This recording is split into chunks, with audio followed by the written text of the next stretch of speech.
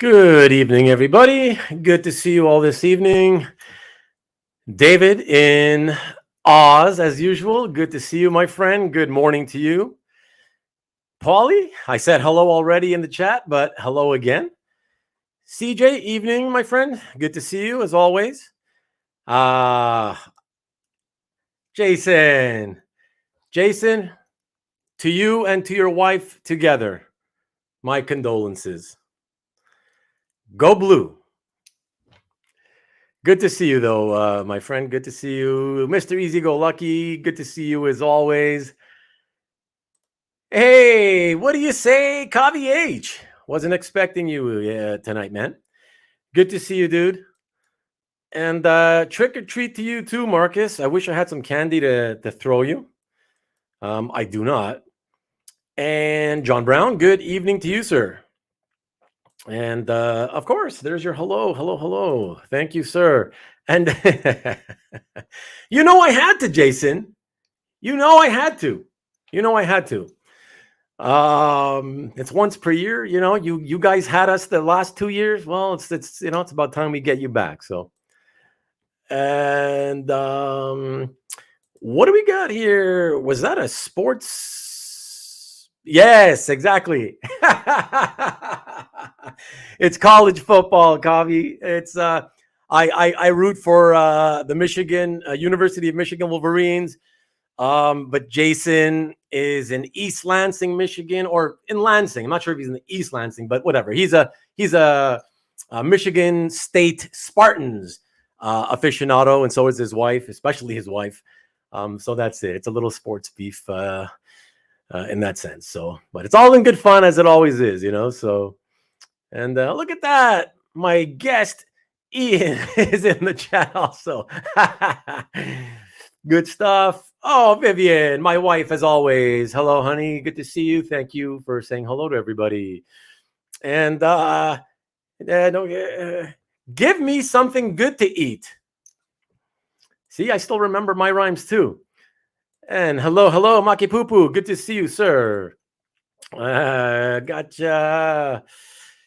And everybody's saying hello. Greetings. Always a nice day for a Jeff wedding. And hello, and hello, darling Arwen. But I thought you were go to bed. It's time for you to go to school tomorrow. Come on. What up, JC? Good to see you, man. Thank you for dropping in as always. And the Rickster. Good to see you all coming in a little bit, trickling in a little bit late. So that's good. I like it. Always takes a few minutes for everybody to start trickling in. So, good to exactly, Paul. That's what I'm saying. What are you doing? School's tomorrow, man. Get to bed. But everybody. Just want to quickly let you know here. Let me show you a little bit of a sneak peek up to what's coming over the next few weeks. I got a upcoming show schedule here, and just to show you guys here, let me get rid of the comment. There we go. So next week we got, this is the second time that this is happening. We got 2 shows next weekend, both on Sunday. The first one is I've decided to do a preview / I guess, the ability to grab some art for anybody who's interested in what Mike is doing. He's doing the next 3 issues of Action Comics with Superman, and before he goes on to his more regular project that hasn't been announced yet. And so I'll be dropping the art actually on Tuesday the 8th. I'll be dropping the art on my website, but I figured, in the interim, since I much prefer the fun of live interactivity, I figured I would give my loyal YouTube attendees a chance to pick up art if you want. Preview it, obviously, and also it will be available to anybody who attends. So that's that, and that'll be at 9 a.m. It has to be at 9 a.m. for the Pacific Coasters among you. That's noon Eastern. And that's because I do have some people on the Asian continent, and for them it starts already at midnight. So trying to fit everybody in as much as I can. And later that night at the usual 8 o'clock time, I will be doing another one-on-one. That's the 5th episode with Mark Yu of Asian Funk Comics. And the week after that, so 2 weeks from tonight, I will ultimately be doing that show and sell number 7 that we chatted about last week. That recap make an offer show. I've already scheduled it. It's already here on my YouTube channel that you can see it. And the week after that, finally doing another comic art roundtable. It is the 4th one called The Super Collectors. You'll find out soon enough what that's all about. And the week after that, comic art one-on-one again, episode number 6 with Cesar Alvarez. Cesar hasn't been in the chat for the last couple of weeks, I don't think. But yeah, I'm really looking forward to that one. That should be a lot of fun too. And then in the first weekend of December, Comic Art Roundtable, the 4th one. Sorry, that's a mistake. It should have been the 5th one. That's number 5. What happens in Vegas? And that hasn't been scheduled yet either, but you'll find out soon enough what that is all about. So, really quick before I introduce my guest Ian Saint, just want to quickly check back in with the comments because I wasn't looking at the comments while I was reading off that list of scheduling. And so, comic art is too exciting before bed. Well, yeah, that's okay. You know, if drink some decaf to sort of level yourself off. You know, maybe that'll help. And stop with the Red Bull. Quit the Red Bull, man. Or the Monster Energy drink. And exactly, that's what it'll be. It'll like a sneaky peek, but you can buy. Asian Funk, exactly. Asian Funk. Mark Yu of Asian Funk Comics is a buddy of Kavi's. And now he's a buddy of mine. So that's cool. Very, very happy to have him on next week. Paul P says, starring Giovanni Ribisi. I love Giovanni Ribisi. Haven't seen him in an age. But I don't know what you're talking about. What did I say that made you think was starring Giovanni Ribisi? What up, Iranga? Good to see you, man. Jeff, 9 a.m. No one is alive then. I know, but I had to do that already. That'll be the second time I do that. That's the second time I that's what I had to do with the first live art drop with Mike Perkins, right? For the same reasoning, basically, because I want to try to fit in the all of the North American continent, Europe, and Asia, without extremely terrible starting times for people. So that's the best I can do it at. Sorry, man, but you can sleep. I won't be upset if you stay asleep on that week. That's cool. And he's saying hello to everybody. And wrong, everybody saying hello. Look at all the hellos. Excellent. Yes, sir. What a neat total surprise. Rando meeting. You guys rando met yourselves? When? You mean tonight now or at the Baltimore show? I know some of you guys were there. Bring on Ian. Excellent. Okay. Sneaky Pete, Giovanni Risi, and Sneaky Pete. Great. Okay. I still don't get the connection though, because I don't know why you're bringing that up. But NSN, Mike, what is up? 9 a.m. That's right in the middle of church.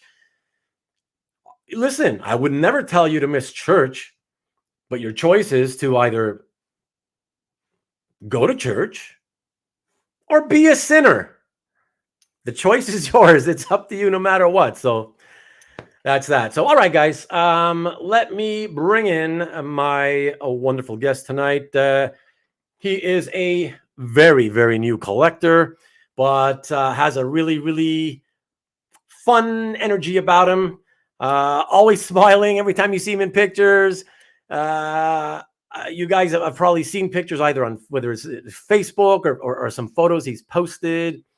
But yeah, welcome to the show tonight, everybody. Please, my pal Ian Saint. Hello, everybody. How's it going? How's it going with you, my friend? Doing good. Glad to be here. Well, thanks for joining everybody and watching. Yeah, well, first of all, I mean, thanks for doing this. I got to thank you as always. I mean, I always say that it's not easy to get people to come on. A lot of, for everybody that I get that says yes and comes on, like there's quite a few more people that say, no, I'm not, I can't, I don't do well on camera, right? I'm not comfortable, whatever. You know, a lot of my friends, a lot of my closer friends, they're like that, you know. And I mean, a lot of these guys that you see here in the chat, same thing, right? They don't want to be on camera, so I appreciate it. So I gotta say, first of all, to start off, yeah, man, your smile is infectious. So I just want see, look at that, guys. Look at that. Come on. Look at that. That's what I mean. How could you not love that? That's awesome. Yeah, man. And it's like just in general, your like I said earlier, your energy. I love the excitement about you. I mean, listen, I know that you're new in the hobby. And most of us, when we were new like you, I think most of us could say probably that we sort of felt the same way, that we were much more high energy and excited, you know, and it's all rah at the beginning, you know, until you sort of get tired by everything, it wears you down, and suddenly you're just kind of like, I gotta tune into that show tonight. But no, man, that's cool, and I appreciate you being here. So why don't we do this as usual? I'd like to start off with just trying to get a little basic info about every guest, so that the people watching, the guests watching, can know a little bit about you. You know, you don't got to give a whole life story or whatever, but typically, see, these guys don't know yet. I know a little bit about your background already, but for the benefit of the viewers, it'll be interesting because your background insofar as your connection to comics is completely different to what most of us started off with, right? And yeah, so why don't you just start off there and sort of just tell us how you got into comics and sort of how that segued into art. Yeah. So basically, back when I was a child, I did baseball cards more than I did comic books, and I did a little bit of comic books. I still have one of my comic books back from when I was a child, but you ended up seeing it during one of the interviews that I did, or I think it wasn't an interview, it was the weekly flip that I did. I ended up showing the one that I got Ron Lynn to sign. Right. So I ended up having him sign that. So basically I have like a couple of comics. I didn't read much when I was a kid though. It's just kind of like, I don't know. That's probably not like most of you, but I wasn't too big into reading. It didn't come till later where I did all that. So and what age did you procure those comics, and were they given to you? It was the original comics that I got. I had a couple of them. I had like a little stack of them. My dad probably brought me down to the local comic book shop, and I probably picked a few of them up. And I saw Silver Surfer 92.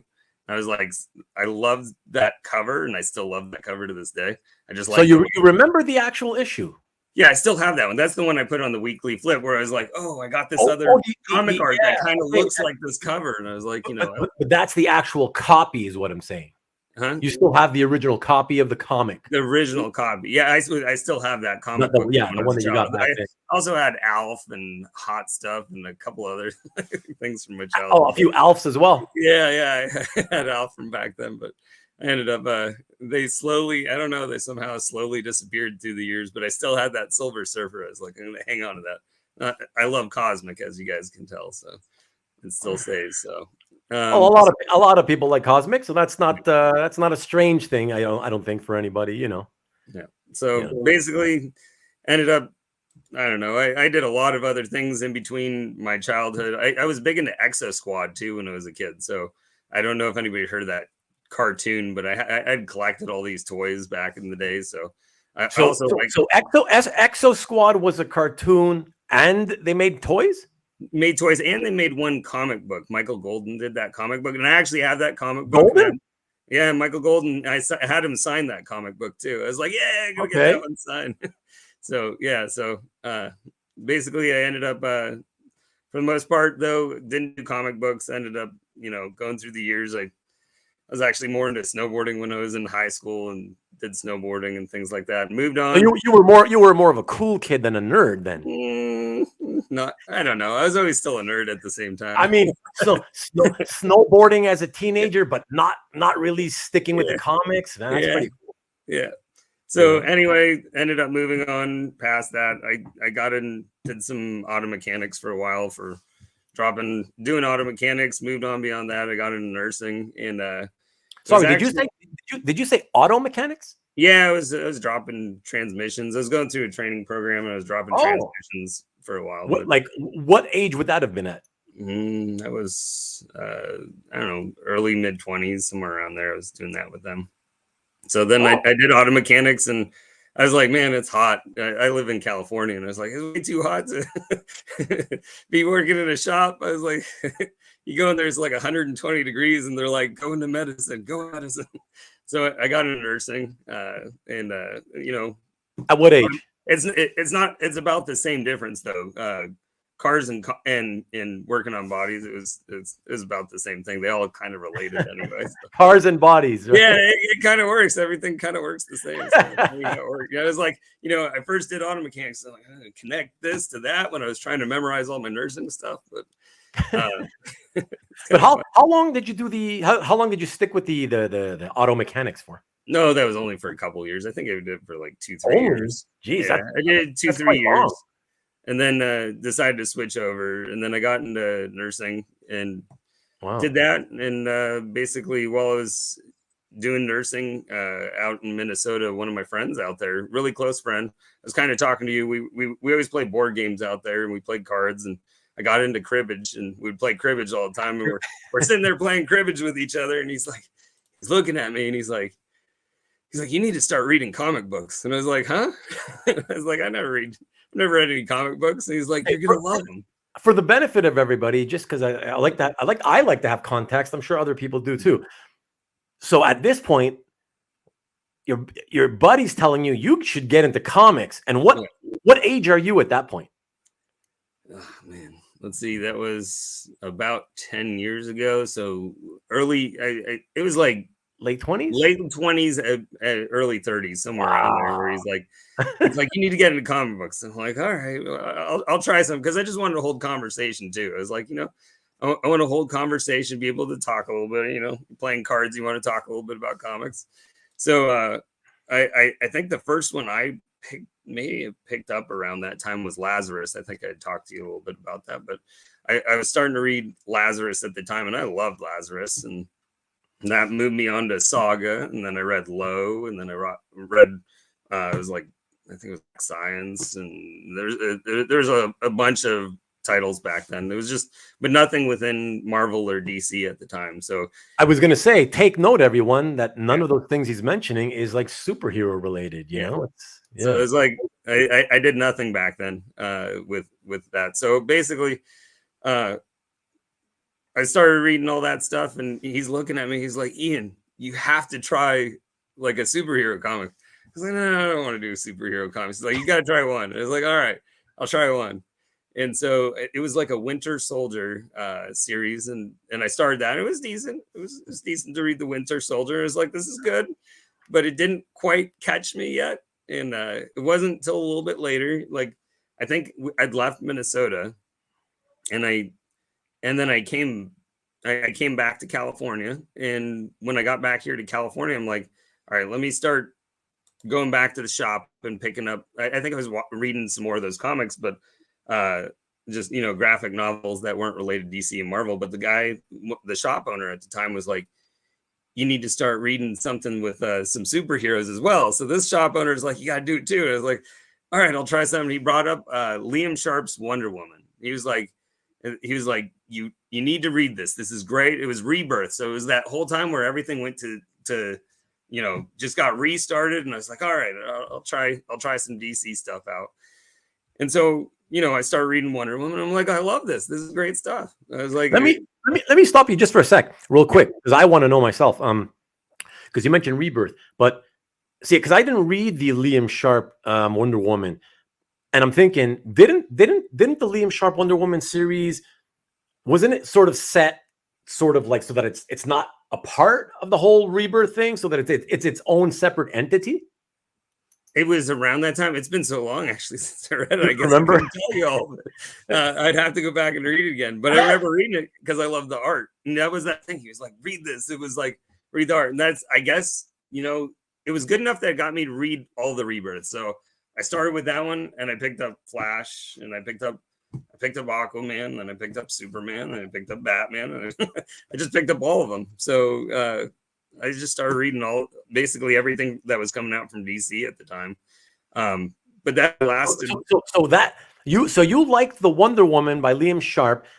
Do you even remember what was the title on that? There was a special title for it. It wasn't just Wonder Woman, right? It was like I can't remember off the top of my head. Okay. It was Wonder Woman. It was just the rebirth one. Oh, somebody said rebirth, maybe. I don't know. Yeah, I don't know what I put it up there because I don't know what he means. What do you mean by that, CJ? Did you mean regarding rebirth? Or the second you're trying to make a joke about it being it's the second time they relaunched it or something? Probably. Yeah, it's been relaunched. But anyway, it was good. And you know, I read that. I read Flash. There were some titles that I really connected with. Green Lantern being one of them, probably because I like cosmic reading. So I was reading a lot of the Green Lantern stuff even around that time as well. Did that include the Liam Sharp Green Lantern? Well, that did come later, but not during that time. He wasn't there at that time, so I wasn't reading that at that time because basically I did it for a couple of years, and then all of a sudden I was talking to my wife, and she's like, "You need to cut it back a little bit, Ian.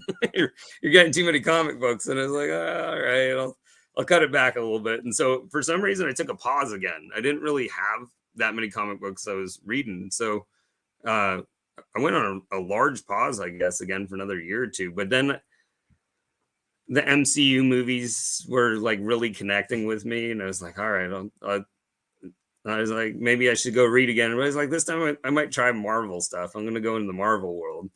And because it was those movies that you were watching that I was really connecting with. Yeah. Right. So and thank you, Derek. Appreciate it.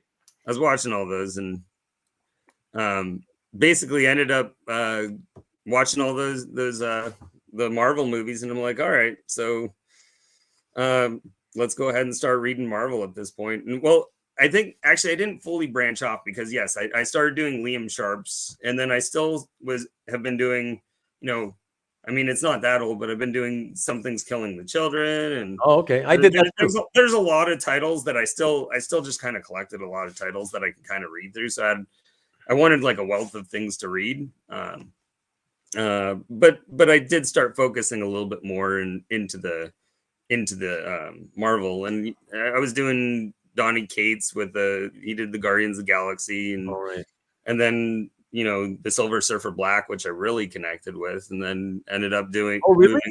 Yeah, I like the Silver. So you like that too? So our let's even though this is like an art focused channel, let's put the art aside for a second. Did you also really enjoy the story? Because I hadn't read it. It was the story. That was a great story for me. Okay. I thought that was an amazing story, and okay, they just connected with me. So there's a lot of stories that did actually connect well with me as I was going through all this. And it's funny that it started to connect like after your comic, your friend who told you, yeah, you got to read this stuff, and he sort of force fed you only DC stuff, and then all of a sudden you decided to still go and see Marvel superhero movies. No, well, it was the comic shop guy that forced me into the DC. The other guy, he was always telling me he's actually a Hulk person. He loves Hulk. He's the biggest Hulk person ever. Okay. And so he kind of ended up basically through both of them. I guess I've gone every route. I don't know. I still haven't quite picked a route other than, as you can see now, I think I've picked a route for comic art collecting, which is Guardians. And well, look, so Comic Art Boston, who is a friend and a longtime collector, has been collecting for many, many years, and actually originally started primarily as a Silver Age focused collector and Bronze Age, but over time has been one of the few older collectors who started with Silver Age, who has been able to sort of, as time has passed and as prices have skyrocketed, has enabled himself to sort of broaden his horizons and continue to collect by sort of, again, broadening his horizons and getting into more and more modern art, contemporary stuff. And he says that for someone who has recently begun collecting original comic art, you have a fantastic collection. Thank you. Thank you. And taking into account that you began reading comic books late as well. Yeah. Yeah. So FYI, everyone, Ian said that he's been collecting comic art only for about 18 months now. And I thought it was I thought last week's guest, Simon, he's only been just short of 3 years. And I thought that was already, wow, yeah, that's not a long time, but you're roughly half of his time, Yeah. So yeah, no, but that's amazing. So I'm just pointing that out because when Comic Art Boston, a guy who really was focused more on older art, when a guy like that, it says something. It says something when somebody like that can look at a gallery like yours, which is predominantly very, very contemporary stuff, right?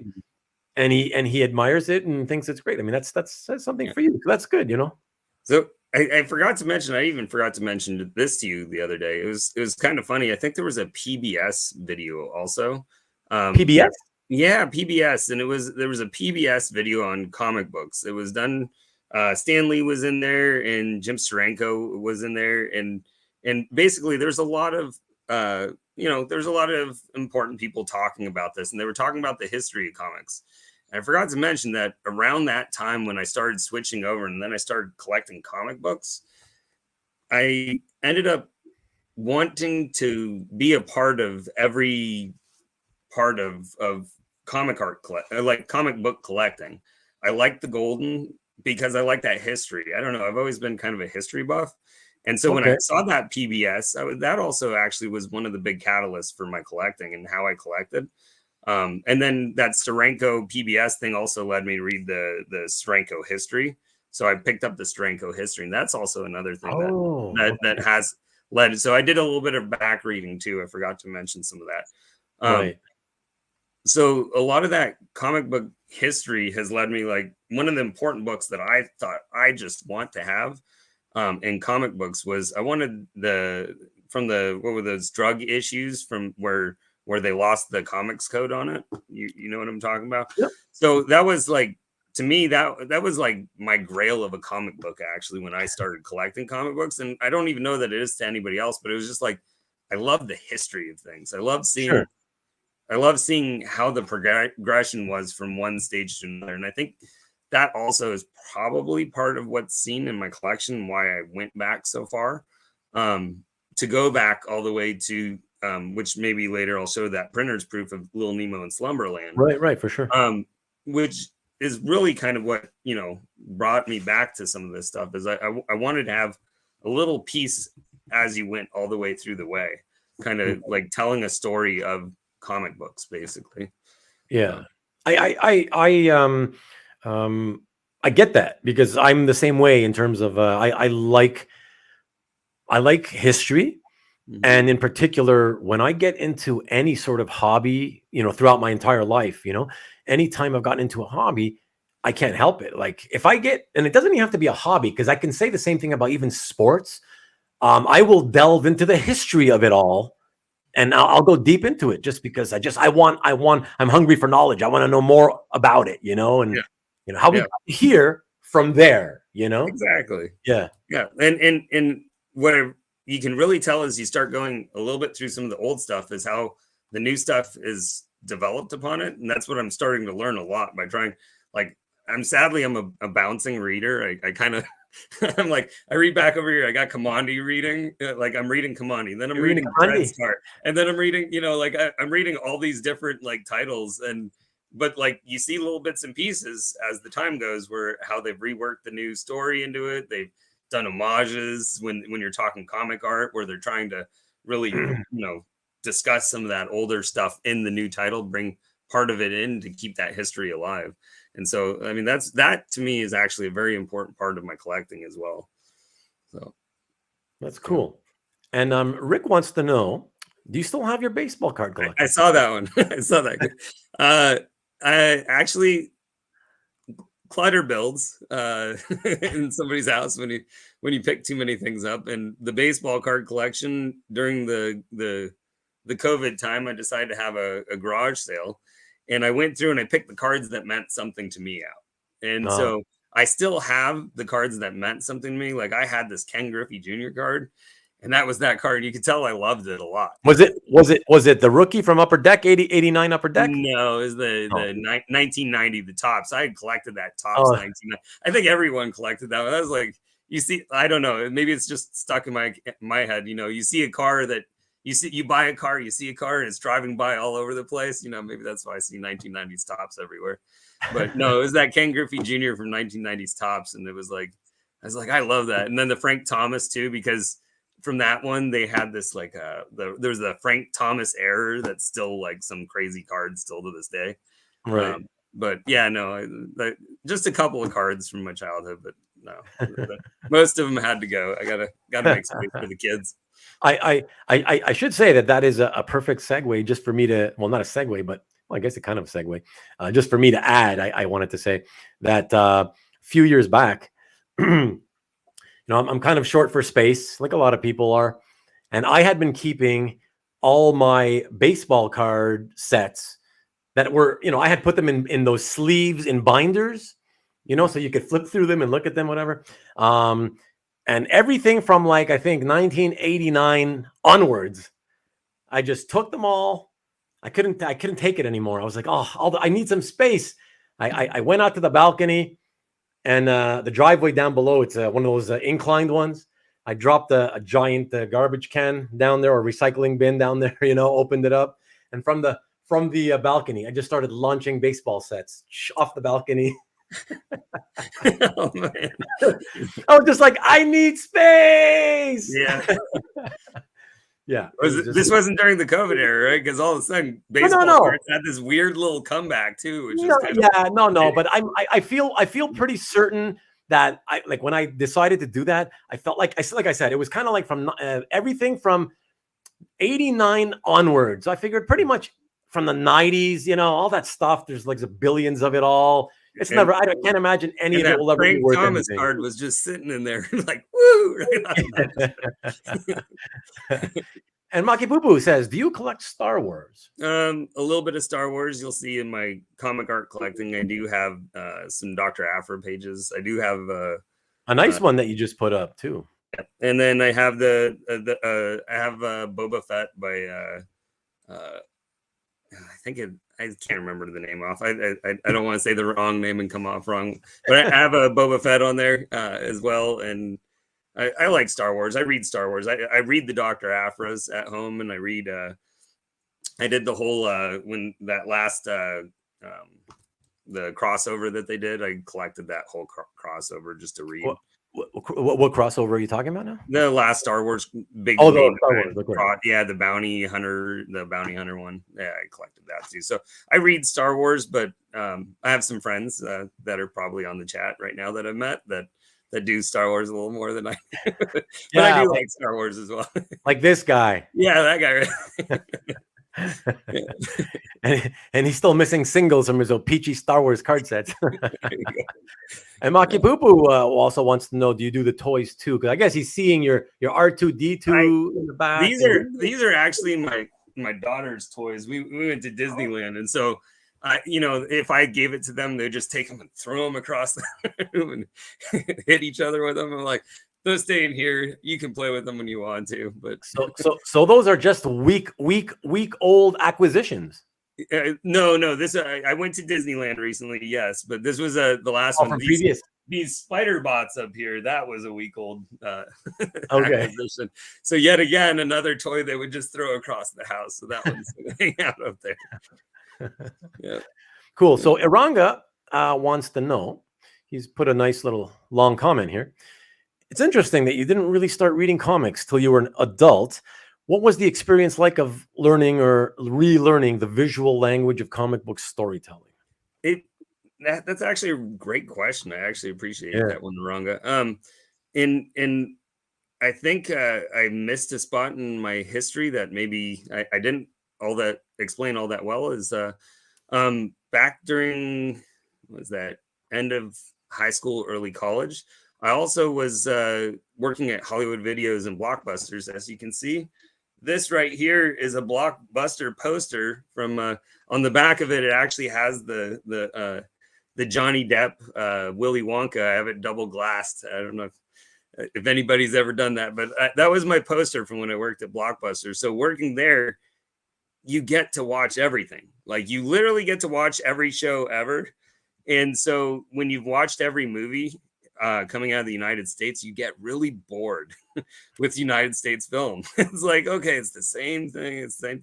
And so then I got into foreign films, and foreign films is a very great connector to reading comic books. And Interesting. It really helped me quickly move into reading comics, I think, because I do think it takes a little bit of understanding. And it's kind of funny. I wish, I don't know if they ever did end up coming. They were going to make a comic book about 2 years ago about how to read comic books. And that comic book probably would that exists. That Scott McCloud did that years ago. Okay. Yeah. Okay, so it does exist. How to read comics. Not only does it exist, but like the original art pages from that book, they sell for like, they've been selling for like I think I saw 5,000, 3 or 4, 7,000 a piece. Okay. So yeah, pretty crazy. So I never read that. I was hoping to read that because I wanted to read it and be able to hand it off to people so that way they can understand what reading truly meant. And I'm trying to tell people, like, you see Bam and you read Bam. You see Bang and you read Bang. And I'm like, that's not what you're supposed to do when you're reading a comic. I do not want the sound effect. I'm not reading it. I'm not reading the word. I'm hearing sounds in my head as I am reading. Thank you. Because that's the same for me. I don't go and say bang or skrazam or whatever. Yeah. I would think most of us probably would say this. I would think most of us would say the same thing. You just hear it. Yeah, you just hear it. You see it and you hear it, you know? Yeah. Yeah, so I think that's really what connected me to the comic books. I think it all was influenced by watching foreign films, actually. I think that's how it brought me into that portion of it. But foreign films. And by the way, with the foreign films, did you sort of get into any sort of films from did you enjoy the ones from certain countries more than others? Let me tell you, and I told this while I was with the Vegas collectors. I love Zatoichi. I don't know if you heard of Zatoichi, but it's a blind swordsman from Japan, and he's slashing swords and everything. But I love the Zatoichi films. But I watched, I went back and watched the Kurosawa films, and then I watched, Korean War films. I mean, Korean War films, some of those are amazing. And then, even more recently, you're getting a lot of films like I tend to like the war films, or there was another great one. I got into the Chinese films that I remember this one that just stuck with me. It was called Full Time Killer. Andy Lau, I think, was in it. But anyway, it was, if you watch that, it's a great film. I don't know. There's a lot of films that I watched. So it wasn't just one, back then when you can watch anything you want, you just pick every single thing. You're like, I'm going to come home with 10 VHSs. Sorry, VHS back then, people. Be kind, rewind. Yeah. I'd bring all of those home and end up watching them though. So yeah, there was no focus, but I did like the sword slashing. So I do have some comic art that kind of connects with that as well. And that's in my Hulk collection, but yeah, there's some that I guess kind of connects that for me as well. Okay, cool, good answer. I hope that was a satisfactory answer for you, Iranga. That was a great question and a great answer. So I love that, man. And just wanted to let you know, Ian, that neither Marcus nor Maki Poo Poo believe you. well, actually, I think it's Marcus that got me into Legos. Okay, is that right there? All of a sudden, I'm talking with him and I'm seeing his Legos, and I was like, what? That was fun as a kid. I'm gonna bring that back out. There you go. That's to you, Marcus, right there. I ended up picking that one up. But yeah, that was. I picked that one up and picked this, and I decided I wanted monsters in Legos. So I don't know where I have it, but I have a baby Groot somewhere around here as well. So there's going to be a baby Groot somewhere up on the shelf one day. And was that foreign movie period, was that a phase and then you eventually got out of it, or is that something you still do to this day? Everything I would say would be in phase. So there was a phase, but I can watch a foreign film like my wife doesn't like watching them as much with me, so we don't sit around and watch them. But when it's like, if I get sick and I'm on a couch, I will watch foreign films, yeah, or anime. I still even there's a little bit of anime I'll even still touch on. I remember like Appleseed back in the day. I was like, that's a great film. So I watched a little bit of anime. I don't, you know, I haven't watched a ton of anime though, but just a couple of them. Right. No, I haven't. Anime was nothing. It's something that I also never really got into. Yeah. Anime, manga. Yeah. It was just My not daughter something. loves that stuff. My Yeah. oldest daughter, she's getting big into it. I think the gateway was Pokemon. I Oh. got her into Pokemon. Oh, okay. And she loves Pokemon, and I think you'll see some of that art in there, and that's definitely for my daughter. She loved it. And Okay. and That's then interesting. and then the Pokemon, I think she's starting to move into manga, especially because I like to take her to cons with me, and she'll pick them off the shelves. Okay. Comic Guard Box. Yeah, I like that one. That's a good one. Okay, so so you're in your late 30s now. I've been collecting about 18 months. Wow. I mean, every time I think about that, it's like, holy shit, wow. Well, said a little older, because 2017 was my first piece, but it wasn't even for me. That was for my daughter. So that would be the first, but I didn't truly start collecting till about a year and a half ago. Okay, yeah, right. But heavily, that's right. When I guess I heavily started collecting. Technicality, because it wasn't for you, but sure. So do you want to show everybody some of the some of your favorite pieces that you like in your collection? Sounds okay, like cool. Why don't we I'm going to share the screen here. We'll go to your calf gallery. Let us see here. Yeah, I see Comic Art Boston. I'm going to respond to him. I am going to have to look that one up. I haven't seen it before, but that's actually going to be one of the things I'm going to read. Okay. What did Comic Art Boston say?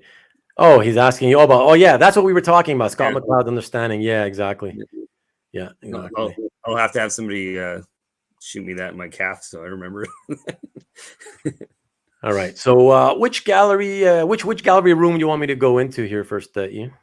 So like I said, I think I did want to start with that Little Mermaid, which everybody's gonna enjoy the most, I'm sure. But okay, cool. I want to go in that Little Mermaid one because that was my first one I got in 2017. Sounds good. And just for my buddy Jason, because he lost the game yesterday, be sure to stick in that Charlton War comic page at some point if you can. All right. All right, so Little Mermaid. Here we go, guys. So the one on the left. No, the one on the right. Actually, I got both these in 2017. And so this one on the right, I actually paid for because this was she was doing Disney princesses, and my daughter and we were reading them at the time. And I think it's Amy Memberson. Yep, Amy Memberson. Memberson, yeah. Or Memberson, sorry. Memberson. And I just love the art from that. I reading it with my daughter. We connected with it, and she loved the art. So 2017, my wife hit one of my bucket lists for me, which was to go to SDCC. Okay. And so that was the first, and sadly, yet so far, the only time I've been able to get to SDCC. And that was 2017, you're saying? 2017, yeah. Okay. I was able to go there. And so I ended up picking this piece up. So I guess I've been reading comics for a little bit longer because before that I was reading for quite a while. But because otherwise I was going to say, like, it's pretty early because to go to 2017. Now you're talking like 4 years or almost 4 years. Yeah. Before you even started buying artwork, and you're already going to San Diego Comic-Con, Yeah. So I think I was doing I think I'd spoken with you before, but I didn't tell the crowd. I was doing my comic shop auctions. The my comic shop auctions also kind of showed me what keys were and things like that. And so that kind of got me into it. But I went there for this one. This was actually like I specifically went to this person because I wanted to make my daughter smile Okay. when I came home, and I was like, I really want to go get this. And the funniest thing is, I was actually at the doctor's with one of my daughters this week, and lo and behold, in the treasure box is sitting this Disney princess comic in a harder one. It's not an actual comic book, but they reprinted it in this hard book, and I'm sitting there, it's like, hey, there it is.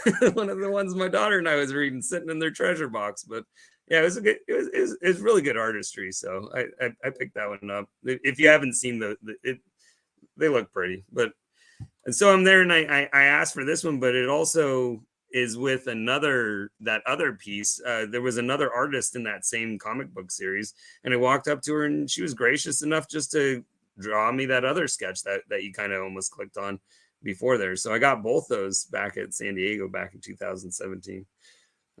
Yeah, make her happy because you stole her toys. I like that. Yeah. Hey, I love the toys. What can I tell you? And this one was this all. Yeah. This one also. So they were both artists for that same comic book series, and so she was just gracious enough. She's like, "Oh yeah, I'll draw you something." Brianna Garcia. Yeah, she's a very, very nice person. Ended up drawing that for us, and so yeah, that was the later titles. And at the time, my daughter and I hadn't read those yet, but it was nice to be. She had done them, but we just hadn't caught up yet. And so I was like, you know what? I think I ran into her booth. And so yeah, I ended up picking that one up as well while we were there. So that was kind of the fun part of that trip. But I think I was more into comic books still at the time. So I think I came out more from that with comic books, and I was and there's a friend that I had that was working there, and so I kind of helped her at her booth a little bit. But I was just kind of hanging out at a booth.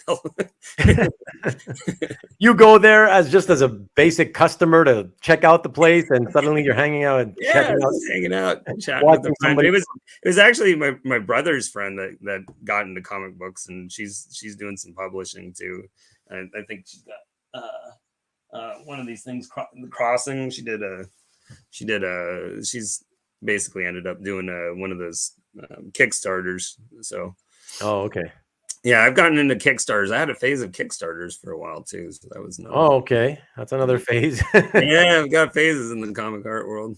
Well, believe me, there's a lot of people in this hobby, because we're all originally comic book guys. A lot of us have been heavy into Kickstarters as well. So there's people I bet you we can find here in the chat that would probably admit to having gotten involved in buying something from probably minimum dozens of Kickstarters, and I'm sure some of them are into the 3 figures. This one's the Dreadstar. That was from Omnus Press. I ended up collecting that through there too. That was another gateway into the comic art world for me, because I got some portfolios that connected to it, which is another story for another day. All right. What else do you want me to show next?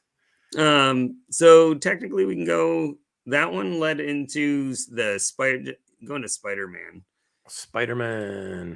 And so this is before I even knew how to scan things in, because I wasn't doing things properly back then.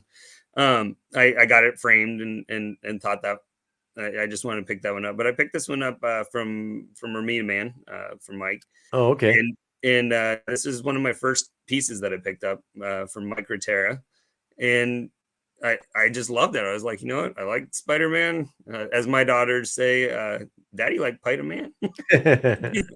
So I like Spider-Man. He's awesome as well. So I wanted to make sure I had a nice Spider-Man here. I needed to throw some red around it just to make it feel like Spider-Man there. Yeah. So is this? I'm assuming he's like a fan artist, because I've never heard of Mike Rotera. I don't know that he's a fan artist or not. I think he's done a couple of things, but it's been a while, because when I bought it, I looked him up a little bit, and I think he had done a few things, but I haven't looked into his art since then. I just like it hanging on my wall. It's way whiter in person than I'm looking at it right now. Oh, yeah, it's the lighting, I'm sure. It is horrible lighting when I did this back then. Yeah, that's no worries. Hey, Carl, aloha, my friend. Good to see you. Hello. Thanks for dropping in. I know he was apologizing last week for having missed the previous show or whatever. Never need to apologize. You make it when you can make it, man. And okay, cool. So let me get. Yeah, this was the first one I picked up for me, though. Okay, so that's your. So tell. Okay, so yeah, if we put your. This is probably about 2 years ago, a year and a half ago. But see, right, it's probably 2 years ago, maybe even a little more. But I wasn't fully. I picked this one up, but I still wasn't fully into picking up art. That was just one of the first ones I gotten. CJ, why are you calling me the Spidey hater? What? All I asked was, is this what did I say? An amateur artist? Because I don't recognize the name. So it's typically it's what typically if I don't recognize a name, 99% of the time it's it's somebody who sets up at cons to draw for people, but they don't work in the industry. That's what I mean, right? So don't be a shit disturber, CJ. Come on, dude. Okay, so that's cool. So that's your first piece for yourself. That was my first piece for myself. Yeah. Okay, cool. And what do you want to show next? Then after that, I hit because like I said, I was reading those Donny Cates Guardians of the Galaxy. So Guardians of the Galaxy 6 series, I guess. Okay, the 6th series. Yeah. So these ones yet again are in frames because I didn't scan those in because I was naive at the time.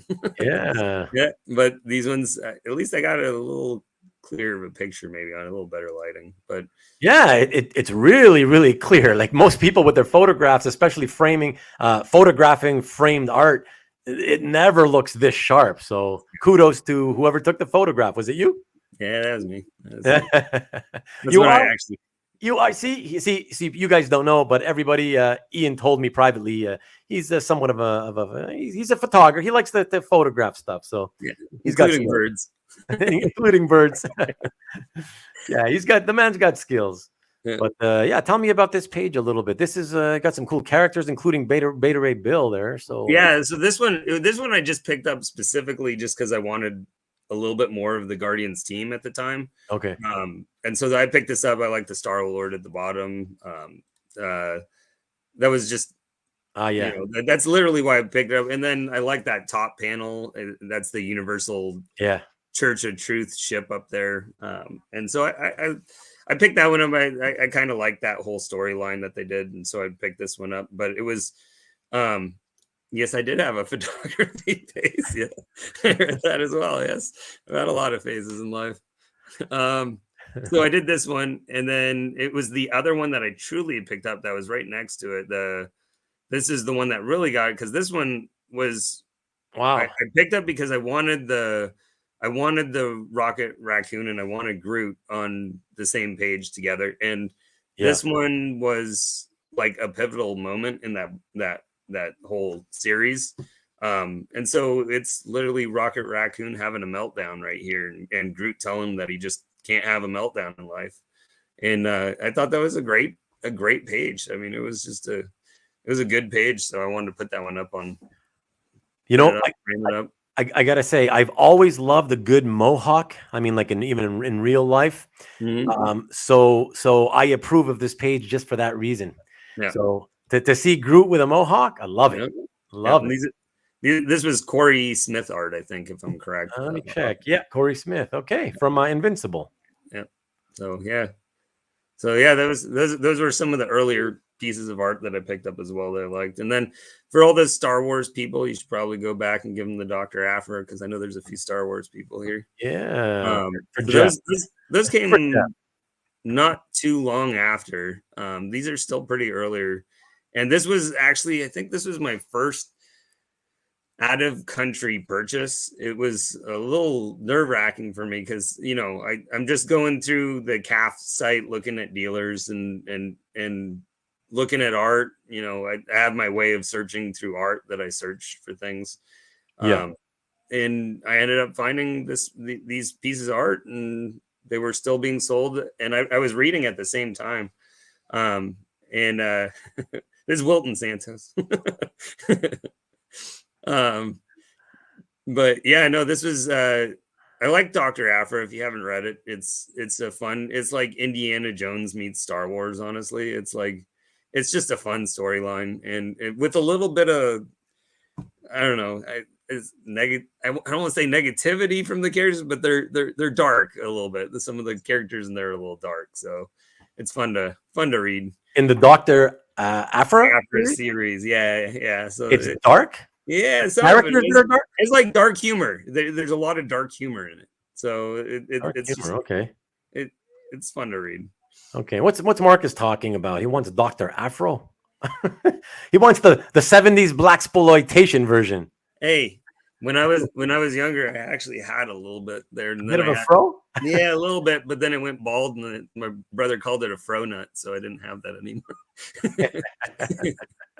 That's why you always see me in a hat. I like to cover up that spot up there.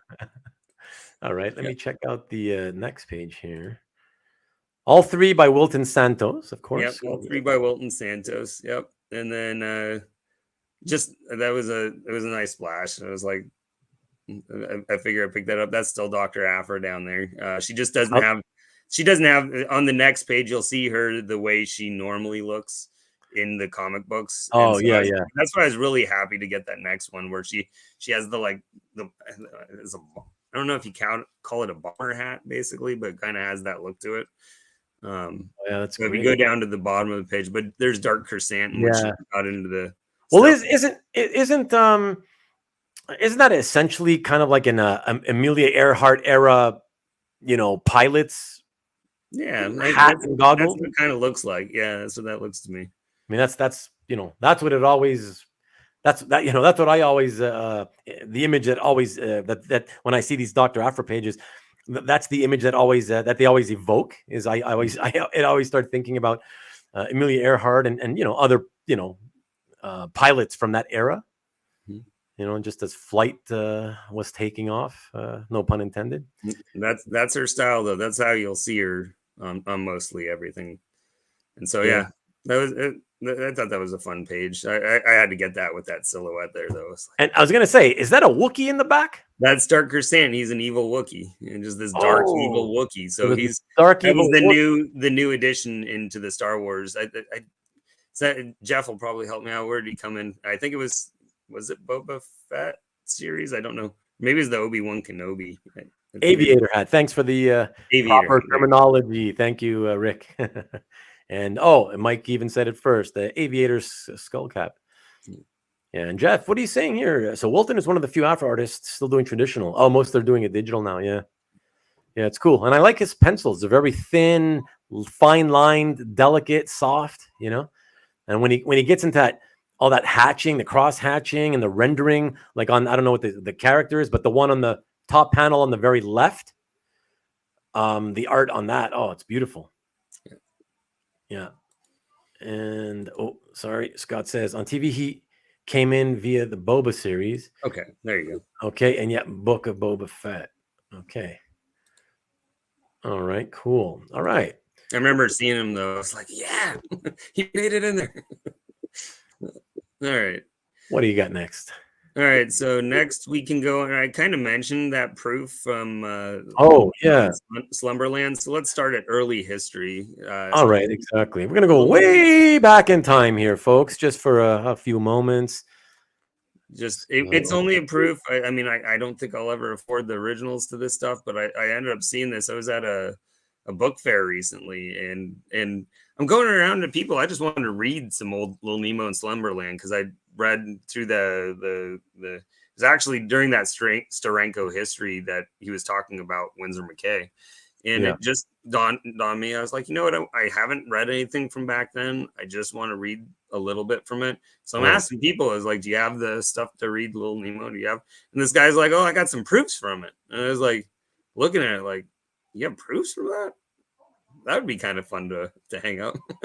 And so this is actually one that even though it's a proof and not the original, it still has the fingerprints from the printers on the back of it, so you can see it. And I'm like, who knows? Maybe Winsor McKay's fingerprints on there. I don't know. Anyway, it sits above my bed though. That's the one in my downstairs bedroom that I. You may be hoping a little much, but exactly. I mean, who cares? Like, I've always been a dreamer. And that's wonderful. That's again, that sort of fits right perfectly with your whole manner of being, right? So that's fantastic. I love it.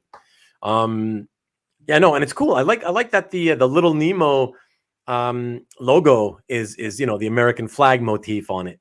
Yeah, it was a 4th of July. I think this was right during the 4th of July, and so I that's why see. there's the fireworks and the bang. And Oh, right, right. but as far as I was reading, this is one of those really early color um, comic I think it's one of the earlier colored newspaper prints.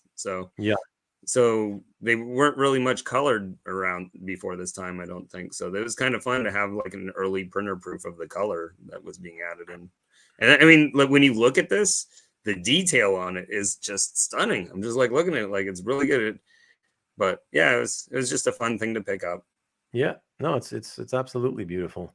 And Comic Girl Boston saying, it's a really nice one. Nemo's a in Slumberland is classic. Out of curiosity, Comic Girl Boston, did you ever make one a part of your own collection? Because I would think that this is kind of something that you might go after, or maybe Rarebit Fiend, perhaps. Let me know. I'm curious. Yeah, I've liked looking at some of those. I've seen those in other people's collections. I've Yeah. kind of looked at the Rarebit Fiend, and they're kind of fun, right? Like they're fun to look at. kooky and like way out there in a sense. Like they're it's like surreal. It's like wow, it's kind of like ahead of its time in a sense. Yeah, and I've seen people. I think there was episodes that I was watching in the past where people had gotten others to commission it. Something that looked similar to it and brought themselves into it, and I was just like, they're fun, just little dream worlds. I don't know, they're fun. Yeah. So Jeff is trying to make fun of me now. I don't know if he's insinuating that I wouldn't know what July 4th is all about, your Independence Day. But if you're insinuating that, I should have you know that I probably know more. I definitely know more, Jeff, about American history than I do about my own Canadian history. And I'm not kidding about that. Shame. You can shame me for that if you want. But no, and I'm pretty sure I know more about American history than a lot of you Americans. So there you go. But yeah, maybe not you, Ian, because you've already admitted you like history. So I won't test you. I like history, but I don't know. I know some and I don't know some. There is I don't have it, but there was a book that my grandpa collected by the department. It was the Civil War department that had actually hired artists to be on the battlefield of every battle, for the most part, every major battle in all of the Civil War. And so these artists are sitting there basically drawing the stuff because the US department had sent them there. But some of the best art you've ever seen that's in that book. It was like really beautiful art. I always loved that book. It was a really cool book to look at. Going from there, we can kind of move on. Maybe move on to one of my older, more comic art related. There was a Lois Lane up there by Irv Novick. And this one I'd picked up from Anthony's. And I picked this one up just because my daughter was into magic mixies at the time, and she was wanting to create all these potions. And and I'm looking at this and I'm like, look at her creating all these potions. My daughter would love this, but yet I want that piece of art to remind me of my daughter. And then I read it, and I think Neil Adams did the cover to this one. And you're just reading the storyline. It was a fun read. I ended up reading it. I don't know if this character is in all that much of DC though. It was like a one shot.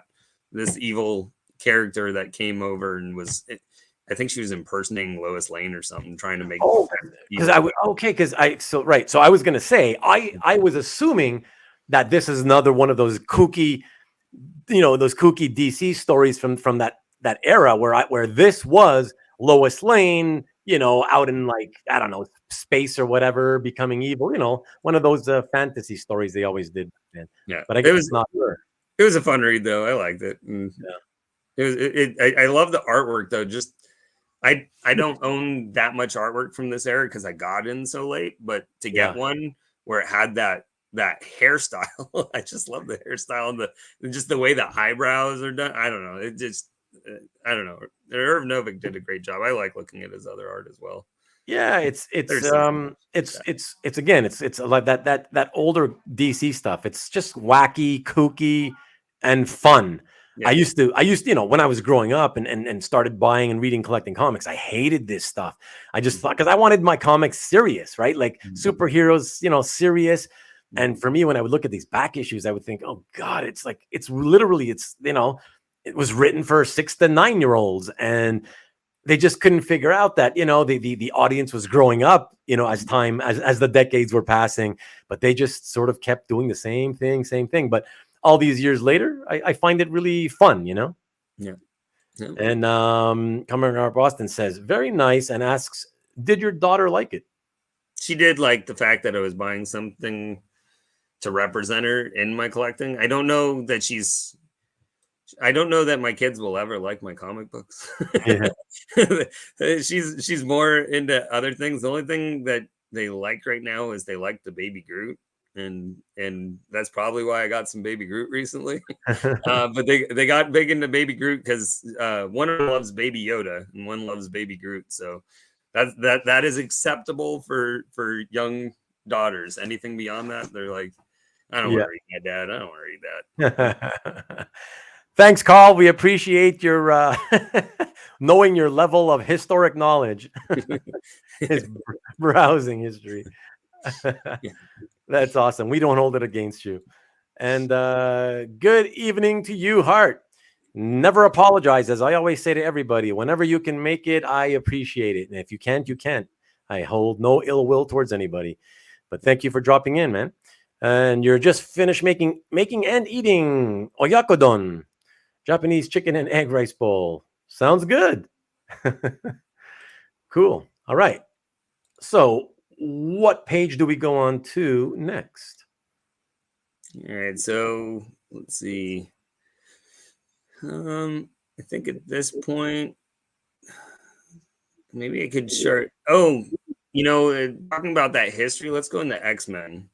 I know there's some X-Men lovers out there, so we can go in there for them as well. In the end. I like X-Men. I did read some of the newer X-Men. I haven't hopped back into the old X-Men.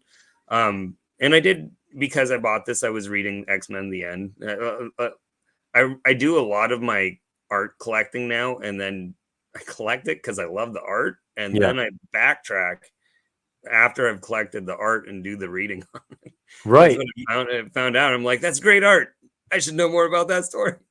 Yeah, well, you were saying that in the description of the page that you posted today, right? Yeah. And I was actually kind of surprised that you said, "Oh, I'm kind of sad to say that I tend to find, I tend to sort of find out about comics to read after I first buy the art, but like, why would that make you be sad to say? Like, that's how actually a lot of us who no longer really consider, those of us who aren't like weekly and monthly goers to the comic shop, there's quite a bit of us who we buy modern art, and then we enjoy the modern art just because we like it, and then we're like, oh, we're curious, we we track down a copy of the book it's from, and then next thing you know, if it's good, I'll buy the trade or whatever, So it's a cool way to learn to find out about new titles to read. And I found great reads from doing it.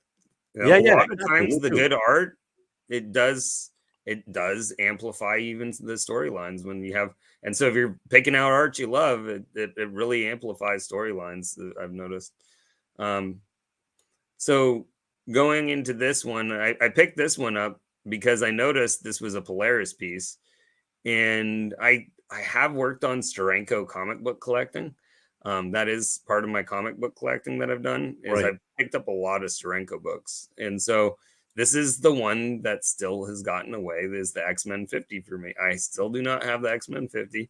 And I probably won't buy it if anybody offers it to me right now. I can't afford it, but not right now. But it's I'm looking for the right price for it. One day I'm going to pick it up. But I picked this one up because Sean Chen did this one, and this was, that bottom was homage. The bottom panel on the left was an homage to the X-Men 50 Steranko cover. And I didn't fully notice it until after I bought it. I'm sitting at home and I'm like looking at it, and she's got her hand out. I'm like, that feels so like comfortable to me, and I don't know why that feels so comfortable. I bought it because it was Polaris, and I actually did a search. I was like, I want to find a Polaris piece of art because I love Steranko comic art, and that's really actually how it originally happened. I'm like, I want Steranko cover art, or I want a Polaris because that's the one that got away from me.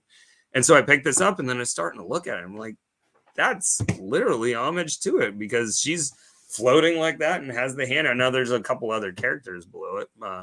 In the other one, it's almost like a close-up with only 2 of the characters compared to the X-Men 50. But and then this one I picked up because I'm a nurse, and well, you know, Wolverine's getting a little bit of CPR there. So I have in my nursing career, I've done a lot of CPR.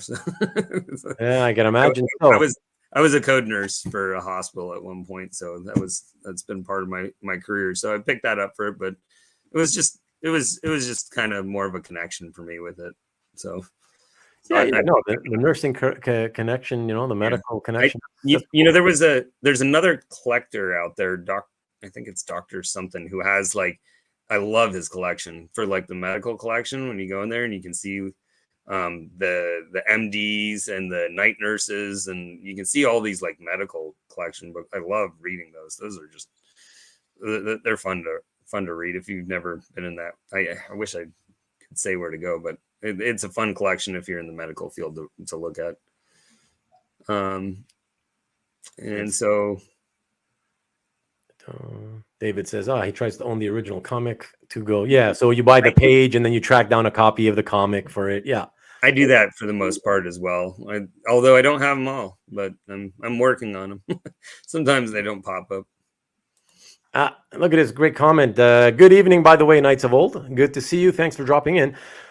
My collecting has changed dramatically since becoming a parent. I value and will spend more on collectibles than that I can share with my daughter. Oh, I am not surprised. I am not surprised at all. Yeah. You a lot of us tend to change as people once we become parents, you know, so I absolutely get that for sure.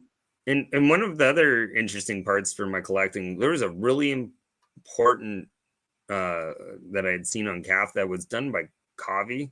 I don't know if he's still in here, where he was talking about listening, like hearing music or attaching music to comic art. Right. I really loved that. That was one thing that I really like connected with me early, because that was earlier in my collecting. And so I actually try to kind of do that like full sensory. I'm looking at art and I like to hear music too when I'm looking at it. Oh, that's cool. Have you spoken to Kavi about that? I did. I actually sent him something through CAF, and I said, you know, I really appreciate it. That was one of my favorite like episodes I think I'd ever seen, just because I liked being introduced to something new, because I didn't really think of it like, oh, I should think of music as I'm doing it, like as I'm looking at the art. I just didn't connect with me until he had done that show, and I actually had sent him. I really appreciated that. No, that's cool. That's cool. That's one of the things I've always said. You know, one of the best things. One of the best things you can get out of collecting, it's in the hobby, is the people, right? And the friendships and the sharing friendships and stories, and so that's really cool. Priming the carburetor, awesome. The Rick's there. Always on the ball, man. Okay, cool. So where shall we go to next, sir? I think it's time to get in some. Oh, actually, I did make one mention to Hulk. Go into the Hulk stuff. Oh, okay. And let's not forget the one Jason wanted to see. Oh, I didn't see somebody. No, that's the one I mentioned before when he said put the Charlton one up. Okay. Okay. All right. Yeah. This one I wanted to show. I mean, I have the Otley one up there, which I really like because of the Smastronaut and everything. But I wanted to show these Ronin ones because we can go to this one first. But this is the current run that's going on. Run, yeah. And so I love this. I went as quick as I could and got this one. And I loved it because if you look at the top, it's got the whole like Smastronaut helmet, and then you got Bruce Banner, and then you've got him without the helmet, and then he's doing what Hulk does, which is like, totally going raged out. And I'm like, this page exemplifies all that Hulk is within one page. And I Yeah. was like, you know what? I like that. I wanted something that exemplified everything of him in it. So He's a savage. And there you he go. really is. Yeah. So And there you have it. All right. and then, And so, which is the one that you wanted me to show this you? 5 Ronin Hulk stuff. This was by Dalibor. Oh, I yeah. hope I pronounced it right. Dalibor Taljic. Uh, And he had a really good it's really nice to hear his like life story. If you actually search his name, there's a nice little video that actually he did for a news thing that talked about the history of him, and it just to hear about his upbringing. I think he's from Serbian or Croatian? Croatian, I think it Croatian, was. But although I could be wrong, but he would. I think that was what it is. I can't remember, but in his youth, he was in a war zone, basically, in his youth, and so his whole youth being in this war zone, it brings kind of a little bit more of a connection to seeing these battle scenes, Right. and these battle scenes right here. This is if the Hulk was inside the body of a Ronin. There's a 5-part series, and of these comic books, they go through, each one is a different one. One's Hulk, one's, I can't remember all the characters, but there's 5 characters, and it's what if the essence of them was a Ronin. Oh, I see. Every issue is a different story then. It's a different story, but there you'll never see the actual character, but you will feel the essence of all the characters in them, which was really fun to read. They were great reads. And I love the artwork from this one, but just this is that, when I said I watched a lot of foreign films, this was that connection to that Zatoichi feel that I wanted to bring in. And I picked up this is like him, and he's not quite, but this is him raging in battle, and he goes full Hulk like a page or 2 later, but this is a good representation of the hulking rage. And then if you go back one, in the end, he walks away. That last one, he walks away as a Ronin, which is that same feeling you get and like every Ronin, just all by your lonesome. That's that Zatoichi to me, where they walk off in the sunset all by themselves. Lone wolf without his cub. Yeah, in Lone Wolf. Yeah, I was talking back in Vegas about that stuff as well. So somebody had introduced me that, so I got to read. I got new things to watch. I picked that up as well. Yeah. And you said that in this series, you don't see the actual character. So how does the reader know that it's, for example, the Hulk? It's just because is that him as Bruce Banner, or do they in the title? And as you read, you can feel the essence of the rage. Like, I see. It's in the reading where these characters are presented into it. And so it was this one I've read a little more recently, so I had a little more connection that I can remember a little bit more of it. But yeah, it was a fun read. I really liked that one. If you haven't read that one, that was a fun read. And did you like every issue? I got through 2 or 3 issues, and just like all my other reading, I plan to get back to it. Yeah. Something else. Something else got shiny on me, I guess. I hear you. See, Jason, he spelled it out for us. Fighting Army. Yeah, we'll go into that one. Yeah. We can go right into those, the Fighting Armies. And hold on. In the middle. Hold on. Mike here is telling us it's really important to enunciate when you say you watch a lot of foreign films. Thanks, Anderson. I will try to enunciate that one for you. Akira Kurosawa. It's funny, man. CJ's telling him, yes, I keep hearing that also. That's awesome. All right, Jason, this one is for you, my friend. Fighting Army it is. Let us go to, here we go. And I can briefly show them all, actually. So 12, 13, they're out of order. Man, after you put them in your gallery, I noticed you don't end up going in and putting them in their alphanumeric order, huh? Oh, let me tell you, I got a lot of things I want to fix in there. Now that you mentioned that can be on that list. So yeah, the way I picked these actually is kind of funny. I went onto a site and I'm looking at it and it says unknown. And so I like. You mean artist unknown? Artist unknown. And so artist known, title unknown. Oh, okay. So the artist was known, the title was unknown. Okay. And so my by loving history, one of the other things I like to do is research. And I Right. love researching things. When I see something that says unknown, I'm like, Yeah, me too. I Yeah, me gotta too. get it, and I want to know where this came from. So I've got the artist, and I'm like, I'm gonna pick up all the comic books that seem to match what it potentially would be. It wasn't that many comic books, but I was able to pick up the actual comic books to all these, and more importantly to this, and I think I had spoken with, if you read these, you will read a little bit of history of my family in there. All I right. put a lot of history of my family in these. Yeah, I read Um, that's what you explained in your descriptions. Yeah, so my whole family has been in the military forever, and Right.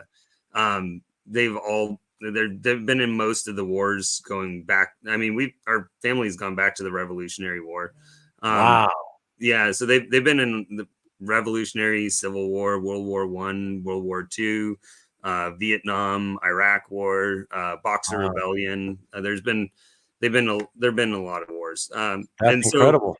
Wow. yeah, so this one just connected with me. When I was doing research for my family, it was for my grandpa, which I did connect a lot. He actually started a lot of my collecting, and uh, he did the inking in the first two panels. Yes, I love the inking in this. This one looked great to me. Yeah, it What was this one that first. only the first two panels though, Jason? I love what about the The third one? whole I mean, thing. Yeah, the whole thing. But the whole thing is fantastic. I mean, wow. when I saw this, I was like, this is like exceptional artwork. Yeah, I and was it's like, I gotta pick sharpening. this. It had that like contrasty look as like I've seen in Miller stuff, and then Yeah. it had that. Even like if you look at the waves when it's crashing down, I think it's just a symbol of its time where you get the little circle art kind of down where it's coming in, and like a little crackle art is like popping in there. I Yeah. don't know if it's quite that, but it just that's how it connected me. But this, I'm looking at this and I'm like, this looks like you know, my grandpa was a bomber, and I did a whole research on all of his bombing runs because his bomber group has lots of good information. So that's how these connected with me, and I picked it up and I got to read this issue. It was a good enough issue, but the artwork was just intense for this one. So I like the artwork the best part. Yeah, and Hart likes the last panel best. Yeah, Yeah, yeah, it's all in the eye of the beholder. yeah. Yeah, no, it's they're all nice, and this one's my favorite. It's probably the nicest page, of course. And if everybody anyone is curious, it something. It's amazing how you can discover something this nice and this uh, beautifully drawn by someone you've never heard of by the name of Demetrio Sanchez. Yeah. So that's pretty wild. Gio Sanchez, he had Yeah, skills. yeah, mad skills. Yeah. Yeah, let me look at that last page. Take a look And at this. and this was interesting to me because I've never had a piece of artwork where they intentionally cut their art. That was new for me. Right. And so if you look down in the bottom, Oof. it's in the lights that are going. I think it's in the. Oh no, it's right under the plane. Right under the plane, you can barely see, but right in that white, he cut it out. He must have inked somewhere in there and decided he wanted to go white. But there's some cuts in there in the actual artwork, which was kind of cool. Okay. I like that. I like seeing the art process and Oh yeah. changing stuff, and I'm like, oh, that's kind of cool. Yeah, me But too. I just like the attack scene that's coming in here. It's just Yeah, it's it, it gorgeous. yeah. It's really gorgeous. Jeff Wedding, what are you up to? That was a great group of posts you did on these pages, Ian. Yeah, great art, and yeah, that's true. That's exactly it. That's what I love about posts like these, because your descriptions were at least as good as the art. You know, I mean, you're telling a story. That's what I love to see. I don't want to just go in and look at the art, man. I love to see descriptions and good descriptions. You know, and yeah, you put some good family history in there, and yeah, I thought that was awesome. So I really appreciated it. You know. Yeah, Night Waves. And yes, exactly. Wonderful pages they are for sure. Beautiful.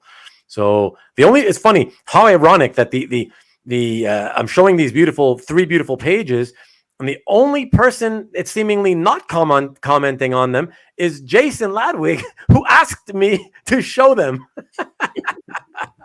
Hopefully he's speechless because of the beauty. I think that's what it is. Somebody grabbed his attention really quick. But yeah, no, these are really, really fabulous. I mean, especially, you know, this one. I mean, all of them really, but these two are both really top notch. And like, again, the fact that it's done by a guy, like the fact that whoever Demetrio Sanchez is, that he could have put off stuff like this and sort of never continued his career, you know, like never broke away from Charlton into either DC or Marvel. If you look him up, he's got quite a few to He's got look through. credits, yeah. He's got credits. It's a lot of war stories, though. Well, yeah, I figured it'd be a war. I think these ones where they fight an army, or it's a. He did 2 big war titles, and he did about 20 of them. Jason. Oh, there you go. I know. You commented on the first 2 panels you liked. I know. I was joking because, you know, I saw everybody coming in with tons of other comments, and that's the only thing you had said. Don't worry about it. I'm just pulling your leg as always. That's funny. But yeah, these are wonderful. Okay. What will we look at now? All right. I guess since we're looking at older stuff, and I know people like a little bit older stuff, why don't you go in the Black Panther, because I really like the story on this one, especially because this connects with that last one. Yeah. And so this one for me was, again, an unknown page. So we know artist because it blatantly says Mark Hempel on it. And so, and then I'm sitting here, and when I read it, it said unknown story, but probably such and such, which it wasn't that one. And so Mark Hempel has an amazing site. I can't remember which one it was that detailed all of his comic books and all the things he'd done. And I'm looking at this, and he went back to this Rocket Blast comic collector, and I saw that he did a bunch of Rocket Blast comic collectors, and one of them said Black Panther, and that was in that era. And I basically ended up contacting Mark about it, and he was nice enough to respond to me and talk to me. He said, yeah, it was back during when I was doing the RBCCs, the Rocket Blast comic collectors. But he said during that, he said, I couldn't tell you what issue it was, but luckily, because that site, I was like, okay, I'm going to go and look and see if I can pick this issue up, and hopefully it'll be in there. And if you look at the little thumbnail, that's where I was able to find it. And I was able to find it in the additional image, and you can kind of see the writing on the side of the paper there. But yeah, that was from that issue, Rocket Blast comic collector. I found it in there, and I was like, wow, to pick something up that's 1977, that's a big, basically like a splash like piece, and sitting in here in this fanzine. Yeah. The same year that Black Panther had its first series come out, I thought that was a cool piece to find. I was really happy when I found this one. Yeah, and I just want to mention, if I may, for the benefit of especially people like Aranga and other artists, I look at this piece, and it's what I find really interesting, aesthetically speaking. First of all, whoever made the scan's phenomenal, because you can see the texture of the paper. It's that good. I mean, look at that. Even without clicking on it, you can see all the textured paper. I mean, it's phenomenal.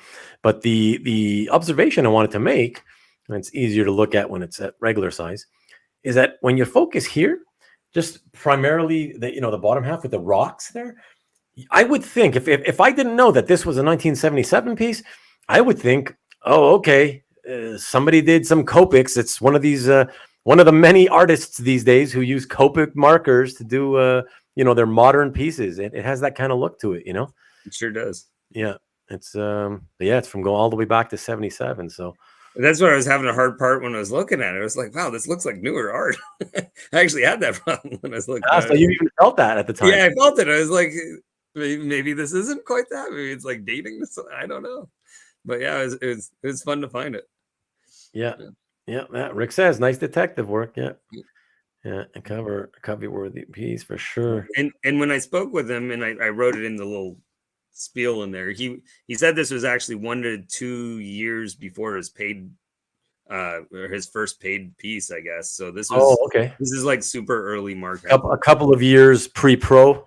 Yeah, pre-pro basically. Yeah. And look, Jason's giving you a compliment now. Thank you, Jason. Oh, sure. Sure, now you're coming back in and pretending you were here all the time, Paul. I love making people feel guilty for sneaking away. That's okay, Paul. I'm just kidding as always. And yeah, not a typical 77 look to it. Exactly. It's yeah, the medium, the medium he used, and yeah, the style. Yeah, it's interesting. It has more of a contemporary, but both. I can tell the style, the figure work. I can see it's from that late 70s period. From somebody who's about to break in. They're almost there. So it does have that look as well. But that's what makes it interesting. It's you can see it as an older piece, but it also has that look of contemporary at the same time. Mhm. So it appeals to both. And I know you snuck away because because I know by the way in which people interact within the chat and suddenly stop for a long time, and then I know I have my ways of knowing. I look at him trying to defend himself. I could just be taking it all in, but yeah, I snuck away. See, he's admitting it. You see, of course you did. Oh, that's funny. Okay, Stanley, you finally came in. Look at Stanley. Here's another latecomer. Hey, Stanley.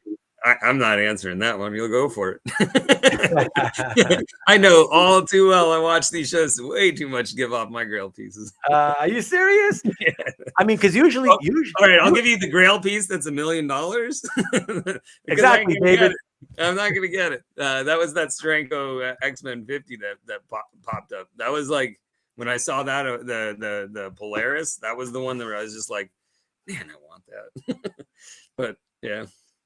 Yeah, but well, the thing about it is normally when if your holy grail, let's say, is a piece that for sure I'll never be able to afford it, for example, then it's okay. It's okay. You shouldn't have any qualms about revealing something like that. Let's say, right? I have mini grails that they're still there. yeah, but that's the thing. If you've got these like mini grails where if you stretch enough, you can afford them. And some people have grails where it's like, they can easily afford them. It's just a matter of, I need to find it. The piece needs to show up. That's it, right? So those are the moments where, you want to keep your cards close to your vest. Because you're like, if I can afford it, I'm certainly more people can afford it too, right? Look, Marcus, he knows me already. He's like, you can always win Powerball. That's my dream. I told you I'm a dreamer. I'm sure. Yeah, I'm sure he's I've working. Only played a few times, but yeah, that's my dream. Working really hard. All I need to do is play once, right? That's what they say. Paul says you're a wise man. Yeah. All right, cool. Let us move on. What else you got on your list here, man? Oh, and by the way, I just want to say, if anybody else like Stanley has questions, anything you're curious about that you want to ask Ian, by all means, ask. Don't be shy. I want to pop in and get that Silver Surfer. Yeah. Okay. Because those ones, I know these are not well-known people, but that's my most clicked on item. This middle one. This is of a local here, and this is actually, I think, one of his most popular pieces of art. He has 437. That's the most I got on mine. I haven't been on here long, but this is my most viewed item here. That I love this piece. Every time I look at it, I was like, this is a great piece.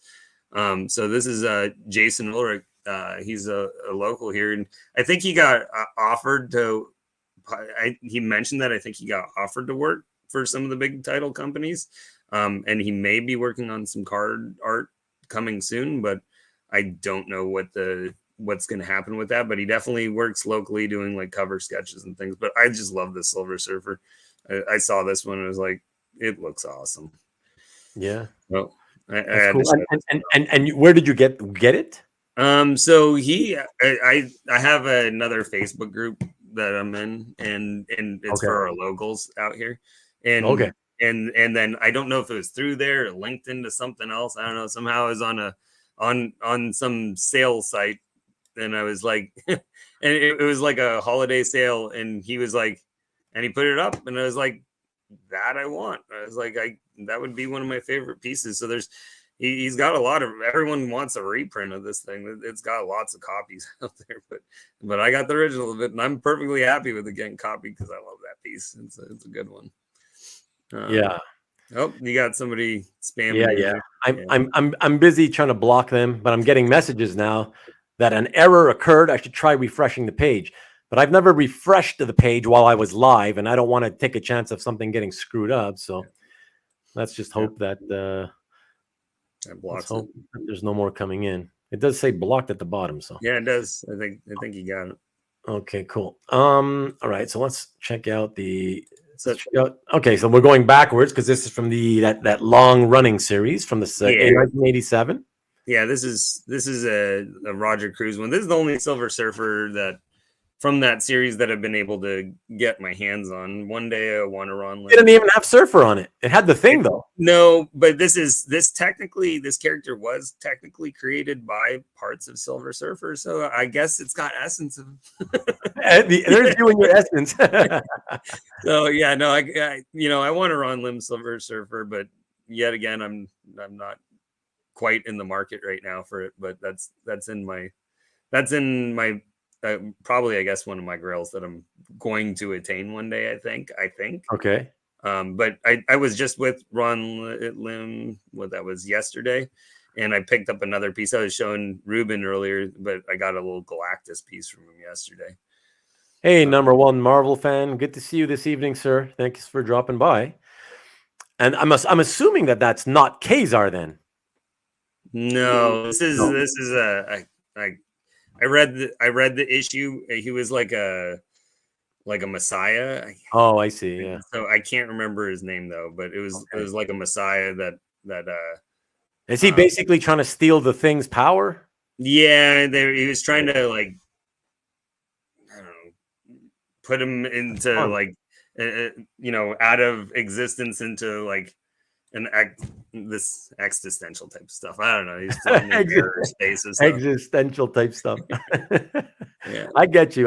Yeah, the Silver Surfer I always found could be that way, right? And it's hard to explain when, like, after the fact, what was happening exactly. You're like, I can't explain that. I don't know. You got to read it for yourself, you know.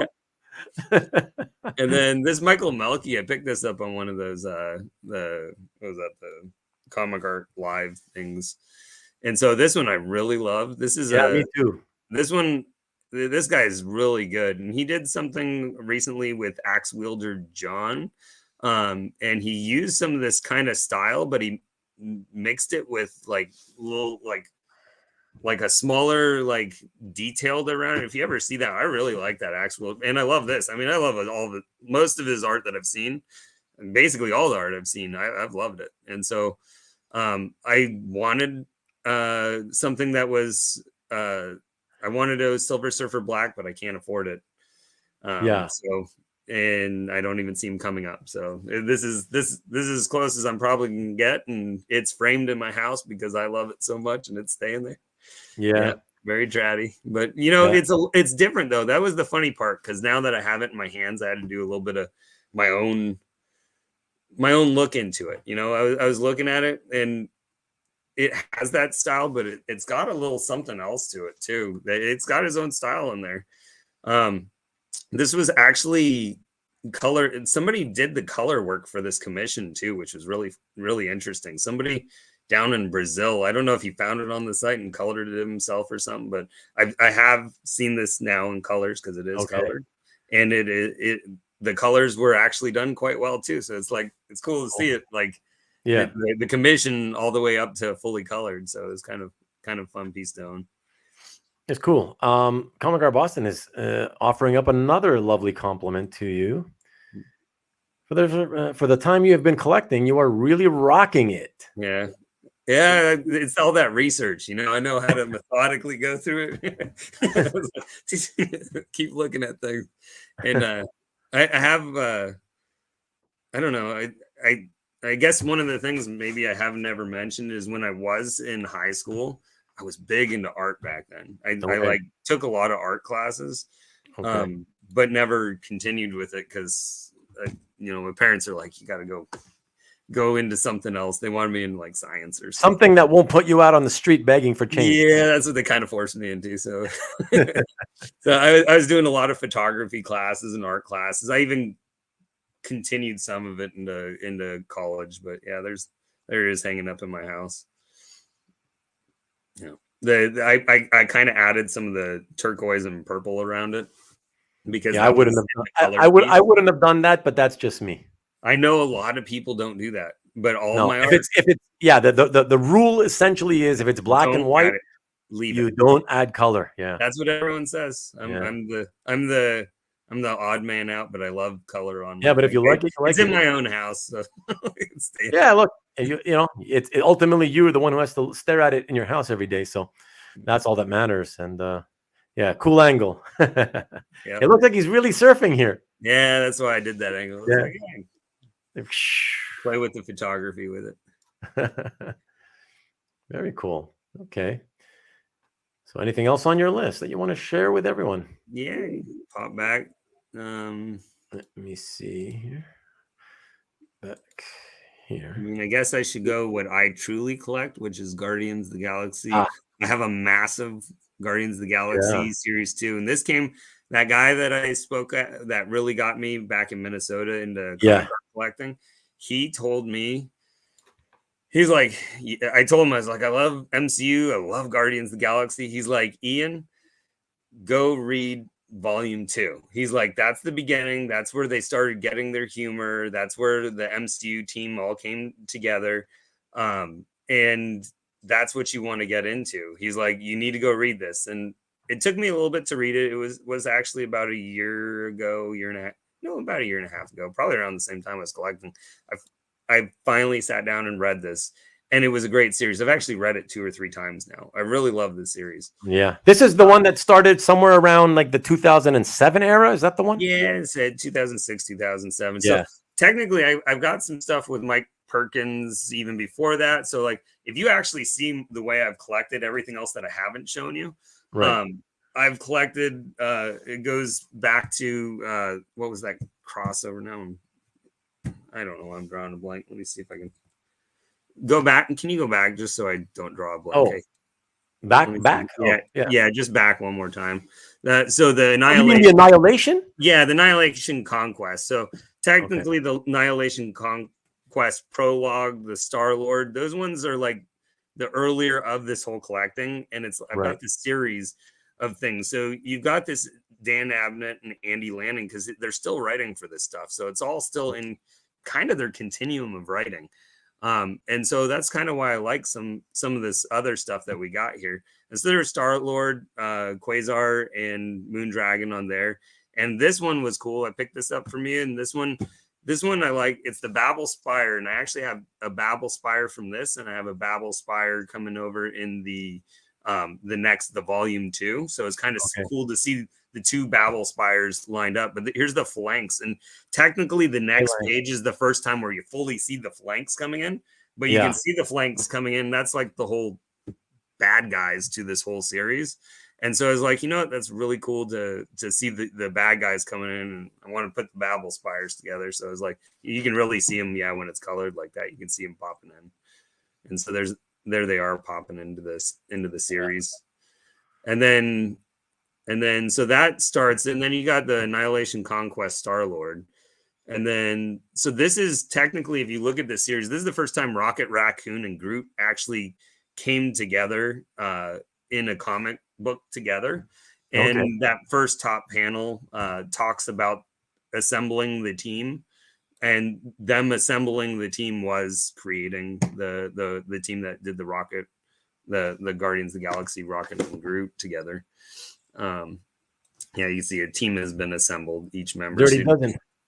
Yeah, so this one was there. Like, I don't have the page where they actually came together, but to feel like, almost 15 to 20 years later, I can still get a page that mentions it. I was like, hey, I'll pick that up. That was a nice pickup. Yeah, it's shocking. It's shocking to me. I remember when this Annihilation series was coming out, and I'm telling you, at the time, I used to really follow, like online. I would listen to the comic book news just so I could sort of stay on top of, what series are popular, what series are people talking about. So, just to have ideas of something to read next, And I just remember the hype on Annihilation was just incredible. Like everything that I would read about it, it was almost unanimously positive. Mhm. And everybody that would talk about it would say, like, oh my gosh, it's really like one of the best, it probably potentially the best cosmic series Marvel ever did, Yeah. including all that 70s stuff that first got them on the map. Mhm. So yeah, it's interesting. And there's an actual, so if you think about it, and why I like also collecting the Guardians of the Galaxy is, I love I the art. mean, the art is great, but you're looking at this is early Rocket Raccoon, because he didn't have that many issues before this. I Yeah. mean, because he wasn't really much of anything until the MCU created him. And so if you think about it, I think there's only like 6 comic type of, maybe there's a little mini series or something, but there's just not that much. And so this is technically pretty early Rocket Raccoon. Yeah. When you're looking at this, so it's kind of fun to do, and that's a nice, fun Star Lord there too. Mantis is in there, so Yeah, I almost get a feel of Tony Harris a little bit here. It's like a mix of Tony Harris with, I'm not even sure who, Jeff Darrow maybe, but yeah, it's a really, yeah. really interesting art style, And we got Hart here who says that Timothy Green II is his art is awesome. Yeah, I think it's cool. I mean, I don't know, I know nothing about the guy, but I love this page. I It's the actually art. think for a while he was living locally here, but I think he ended up moving away from my area, because I've talked to some people and Oh, really? said he used to come to all the conventions out in my area. Okay. Yeah. And Stanley asks a couple of questions. Have you shared comic art with your coworkers, and have you found any local collectors? I have shared comic art with everyone around me, to the point that they're tired of hearing me. So they're like, I haven't found too many people that actually want to talk about it. I've got some close friends that I do talk about it. Actually, through my daughter's one of her therapies, that she does horse therapy, because Right. my middle daughter has autism, and so through there, one of the board members and my daughter have just connected amazingly, and him and I we bird watch, we play cribbage, and we collect comic books. So we just do the same thing, so it's kind of fun. Yeah. Well, that's cool. There you go, Stanley. There's your answer, my friend. But All right. So, so which ones do you want to look here? Because obviously we don't have time to really look at for all that, 24 yeah. people. So you can go down to, we can go down. Next page, maybe start. This one you can do the, or you can do the next page. Yeah, go to the next page. Those are probably the older ones. Yeah. Oh, no, So no. there's that Babel Spire, that bottom one. So this is, now you're looking at Brad Walker on the right, bottom right, that splash. So that's the Brad Walker Babel Spire right there. Oh, And yeah, so, yeah. so you're getting 2 different type of artists creating the same thing. It's fun to look at them together side by side, just having 2 different versions Yeah. of the spire, and you got all the Ooh, scrolls. The look at scrolls that. are the scrolls are creating that spire basically. Whereas the Sentinels, I think, were creating some of the other spires, but yeah, they were. I mean, they were filling this up with the dead bodies of the scrolls. look how unbelievably detailed he rendered that metallic thing coming out of the chest of the scroll right in the foreground. I mean, that's just wow. That's incredible, man. That's phenomenal. Wow. Yeah, I love Brad Walker's art. Yeah, me too. As you can tell, it's got a lot of crackle up there too. Yeah. All right, and then moving on, that one on the, I guess we can see that one all the way on the left. That was kind of a fun Cocoon page there. Oh yeah. And I love this one where this is the matriarch touching the cocoon, and so she's touching and getting this pre-image of what's inside that, and what's inside the cocoon, which I'm not giving anything away if you haven't read it, but that's, I just like that one, that center portion of it. I love the look of that. So that was, when I saw that one, I was pretty happy picking. I like Adam Warlock also as a character, so that's fun to see some of that Cocoon stuff. So the top right one is a very good Groot. So now we're seeing Groot in a different Oh light. yeah, So that's Groot. Groot. Groot with hair, Yeah, he's looking totally different at this point. So he's long wooden hair. He's changed a lot in his style throughout a lot of comic books. So it's fun to see this one. I like the way they created him though. He looks great in this. Yeah. And yeah, that's Peter Quill and Jack Flag and Bug and a couple other guys in there. I think Bug's in there. Yeah, there's Bug. Yeah, Bug's there. Yeah, that's cool. And then the next one, because I have, would be the one all the way to the left. This is the only one that I could get with Rocket Raccoon and Groot on it. But there's sadly it's their backsides, but there they are. Yeah, Rocket Raccoon in there, and so at least he's in there, and I got him in there, and Star Lord's in that little small panel. Just you can see his face in there. Yeah. Oh yeah. The second inset panel. Yeah. Yeah, it's a tiny raccoon. I got to tell you, when the Guardians of the Galaxy, the first movie came out, I still had some of these pages for sale. Of course, the ones that were inked by Andrew Hennessy, right? And but the few that I had with any Rocket or Groot, especially Rocket, typically they would be pages like this where it's a full body but really tiny, and is either his back is to you, or his front may have been to you, but they were just even smaller than this, and but people, just because of the movie, I guess everybody was still buying them up. If it had an appearance, they were buying it, Yeah, I was surprised this one was still there. I was like, hey, gotta get it. So now you've seen, I have like Rock and Groot for quite a few of them, but if you go to the next panel, the next pages, we'll go over to some of, here's Hennessy, because in that bottom one, the bottom right, that Drax, I love that Drax. Bottom right one. That was a really good Drax like attack scene. I just love that bottom panel. Oh yeah, that's great, man. That's beautiful. Hold on, I'm looking at these. We're looking at these quickly, and it doesn't give me time to go back into the chat. So I'm just going to quickly see what comments are coming in. But no, I love that Drax. That's an amazing panel. The whole page is really nice. Yeah. But of course, it's nice that it has a money shot. Yeah. Yeah. So we can pop out of this one, and then I think I want to go to some of the Wes Craig ones, so I'm not taking up too much time in here. Okay, be with you in a second. The Groot bad boy. That's when he was bad boy phase. Yeah. Give Groot a head of hair, long, beautiful hair. All right. No hair there. Okay, which one did you want to go to? So we can go up. People can look through these. There's an Adam Warlock and there's Moon Dragon. You can go up to the top though. Oh, okay. I want to do some. I don't want to go through all of them. And then we can see some of the Wes Craig ones. I just wanted to quickly look at this. Yeah, that Adam Warlock one was good. Yeah, I love those eyes on that. And I love the eyes. The eyes always tell a story. I love eye close-ups like that. Somebody just recently posted eyeball artwork on Facebook, and I love that piece of art. I commented on that one. There's Moon Dragon. A Moon Dragon, yeah.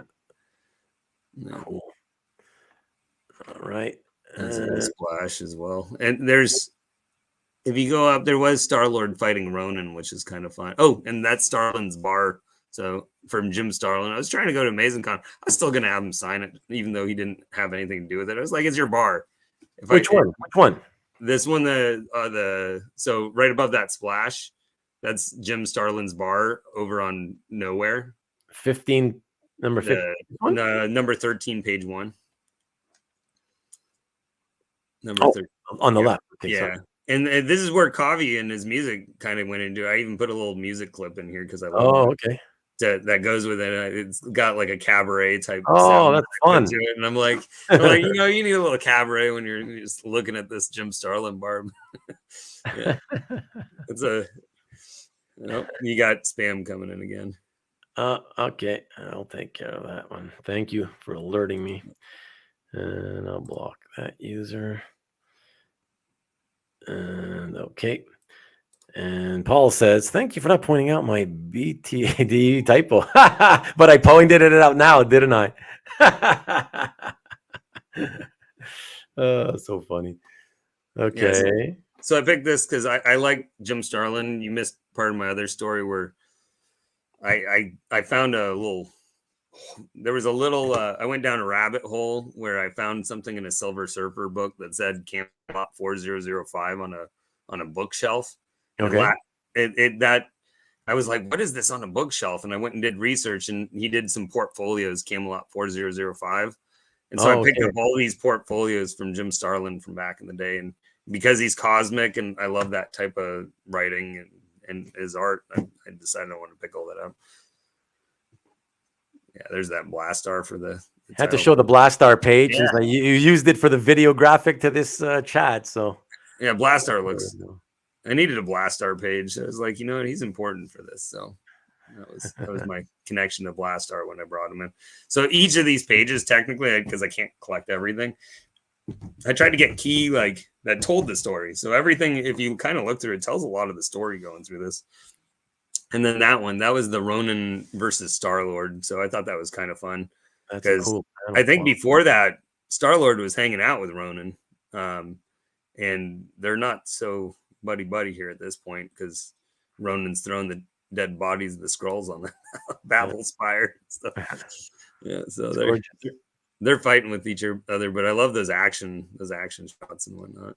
No, it's beautiful. I love Moondragon's the expression here. Yeah, and that's the cocoon there, and there's something getting unleashed. Oh, yeah. This is imagery, so this isn't happening. This is something that's in her mind, I think. Yeah, it's in her mind. Yeah. Oh, is that Dragon Man at the bottom? Who is that? That was they're luminals. So those are that big giant headed thing. Yeah, I think that's one of the. I'm guessing that's part of the luminals. She's one of the luminals. I think might be like the head of nowhere or something. That may have been the head of nowhere actually, but the luminals were there to protect the nowhere. Ian, you are very organized and focused in your collection as well. Thank you. And we'll go up to the top. All right. And then we're getting into Wes Craig stuff. So there's some parts. Hold on. Before you continue, just wanted to say Jason's signing off because he's got to work tomorrow. But just wants to thank you and for sharing your story and your art. Thanks for joining me. Thank you, Jason, as always. I appreciate it, man. Have a good week, okay? Thank you, Paul. I can't collect everything, but have a great collection. Paul, yeah, I need to bounce too. All right, Paul, thanks for coming by, man. Super fun to meet you, Ian, learn about you. Yeah. Awesome. Got to get that 29 hand. Have a good one, Paul. Talk to you soon. All right, so where do we go to now? Going up to the top, you'll see this is all Wes Craig up here now. Oh, the Wes Craig. So that top left one, you got Wes Craig with I picked this one up because I need more Rocket and Groot together. So you got Rocket there holding the gun and Groot's coming out in the back. Yeah. So that was my Rocket and Groot from Wes Craig. So still in that volume 2, but having a different artist at that time. I think there was 3 main artists that went throughout the series.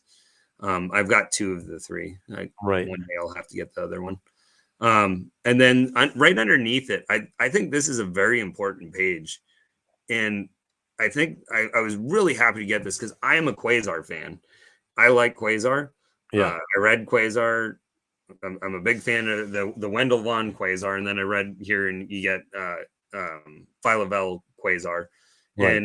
And this Phyla-Vell is handing the Negabands back over to Wendell Vaughn. So you got 2 Quasars and the handing of the bands on one page. And I thought that, I think that's pretty cool because I don't know how often you see both those Quasars together. And not only that, they're handing it over and I guess I don't want to give away more of what happens with it, but I think that was pretty cool having gotten that one. So is that like he's handing his bands over? So in other words, she's handing the bands over to him. Oh, so she's saying, so you're basically okay. You'll be Quasar now. Is that what's happening? Yeah, she actually. I don't want to give it away. There's a lot going on here. If I say it, then it's ruining the comics potentially for people. And That's not the meaning of having comic artists ruin comics for people.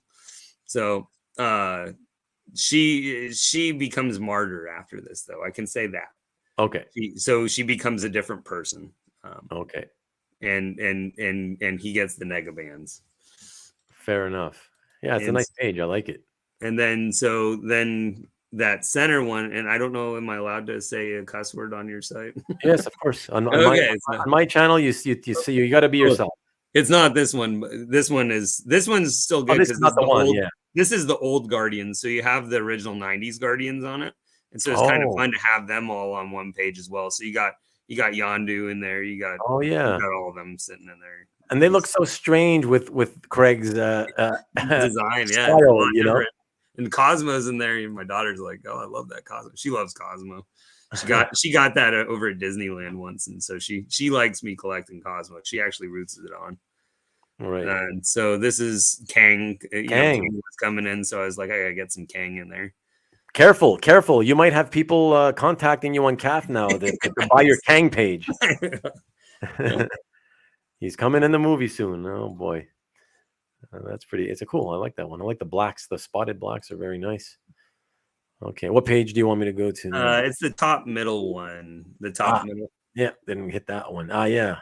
Yeah, so this one see it very clearly. Let's see if we can see it if we blow. We still can't see it very clearly. You still can't see it on this one, but you can see it on a little thumbnail. But this was really an important part of the comic book. This is like 2 or 3 pages before like one of the pivotal moment of the entire comic book. So okay, that's all I can say. It's a cool page, and because of that, I think Wes Craig added a little ditty at the bottom. Rubén Uncensored. Put your kids' earmuffs on for a second. Go down to the additional image because that's where it was at, and I found it on. I didn't see it on the scan when I picked it up, but I got it at home, and it's got Captain America saying "fuck yeah" on there. Fuck yeah! This is my fuck yeah page now. I got a fuck yeah page. There you go. That's what Ian was worried. Everybody, like we haven't said worse than fuck yeah on this channel before. I got 3 kids. I'm so used to like. Yeah, I know. You got to be careful for that. Yeah. If you put the earmuffs on, you can say blah blah. What was that? That was that movie with can't remember what that was. Yeah, I forget. Yeah. Yeah. But yeah. That's funny. Any else?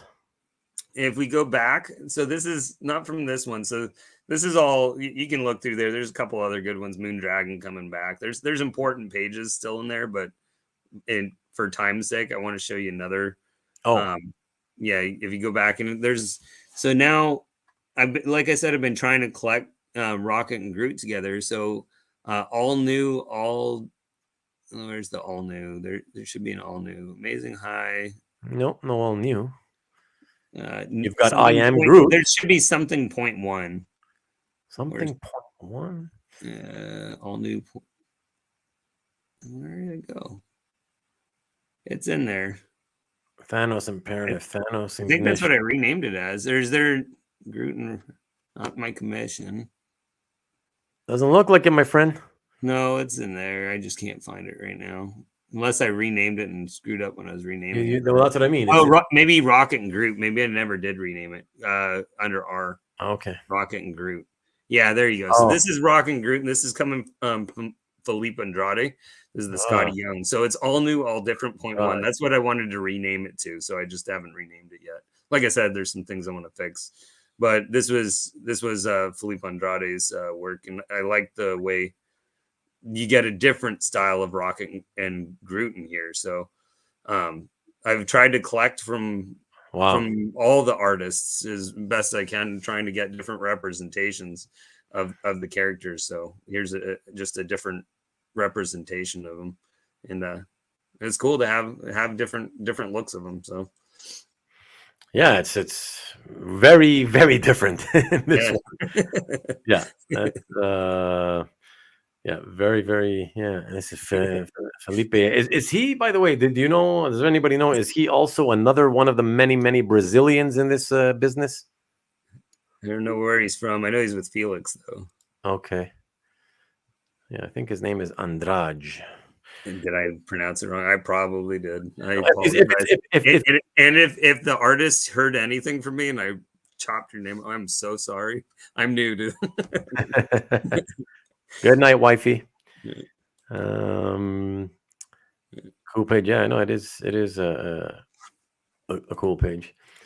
Okay, let me see. Yeah, I like the gray tones as well here. So yeah, really neat. Okay. Any last couple that before we wrap it up? Let's see. I'm gonna save maybe another one for another day if I do it. Amazing High Adventures. I'm gonna talk about this one, but I can't. Okay. So this one I Which can't one? fully say to it. You could do the one on the right. So with my research and everything, I watched Stephen Bissett do. It was called Con. I think you can still find it online, and he did a whole lecture series for a college, and it was free. And I just sat down and was watching their lecture series, and Stephen Bissett was talking all about his time on Swamp Thing and how he lost his comics code was flies over zombies. And so that was during the Swamp Thing. They lost it, where they sent it in and said, you can do zombies, you can do flies, but you can't do flies over zombies. Yeah. And so I was like, okay, so I know of that. And he's also doing his lecture. He's like, I love to do dinosaurs. I love dinosaurs. They're like my favorite thing to draw. And so I'm sitting here, I'm looking on a site one day, and I'm like, flies over dinosaurs. That's perfect. I was like, I gotta pick that up. So this is Stephen Bissett doing flies over dinosaurs. And when I picked this up, it was being sold on a site with two other pieces. I know one went up on Anthony's site and was sold to someone. And then there was another portfolio that, if anybody has that portfolio, it was like really cheap. It'd be cool to see again. I got the picture of it though. CJ, what do you mean was a nice guy? He's still a nice guy. Yeah, he's still a nice guy. I think. Yeah. Unless you know something I don't. Yeah. Then but basically if you look at the bottom of it, if you go all the way to the base of it, it says to Sam. And one of those portfolios said to Sam Glanzman, and it was dated with the same exact pen ink on that bottom. Okay. And so I have a feeling this went to Sam Glanzman. Okay.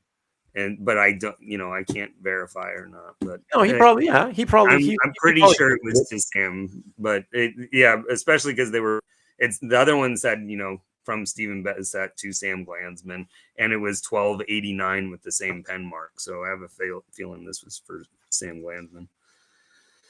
CJ's telling us when I met him. What do you mean? Oh, there you go. He was a nice guy when he met him. He just hadn't seen him since then. Yeah, he was just thinking past tense. Yeah. And then the other page was kind of cool to find, because that one had and I know I'm gonna chop up his name, Rick Veitch. Rick Veitch, yeah. It rhymes with beach. Going to the beach, it's Rick Veitch. Yeah. And so with this one, he also did it. And so I actually had to go on the Facebook site, and I had to ask people to help me with the signature, because I didn't know. And when you're actually looking at the title, he's not mentioned at the beginning. It wasn't until the end that there was a little caption there. It said that he ended up helping with it. So it's got both the Swamp Thing team, and Rick did the pencils to this one, and then Stephen did inks on this one. Right. Yeah. So that was kind of a fun little thing to find. I love that third panel with the guy under the train hanging on. Yeah. It's like he's basically on the edge of death there. Like one false move, man, it's all over for him. Oh man, that's crazy. Yeah. But yeah, I love the frenetic, messy, scratchy line work. It's pure Bissett inking. You can see, like it's so unmistakable, his style. Yeah, gorgeous. I love that. I was happy to get these two. See that bottom? You see the bottom left panel? The gun he's holding. Yeah. I remember. It's funny. It makes me think of this. My dad, when he was alive, back in the 80s, he was a smoker, and he had at home. We had a lighter, a cigarette lighter that was that gun, But of course, you pull the trigger and it lights. I think I've seen things like that. Yeah, it's kind of cool.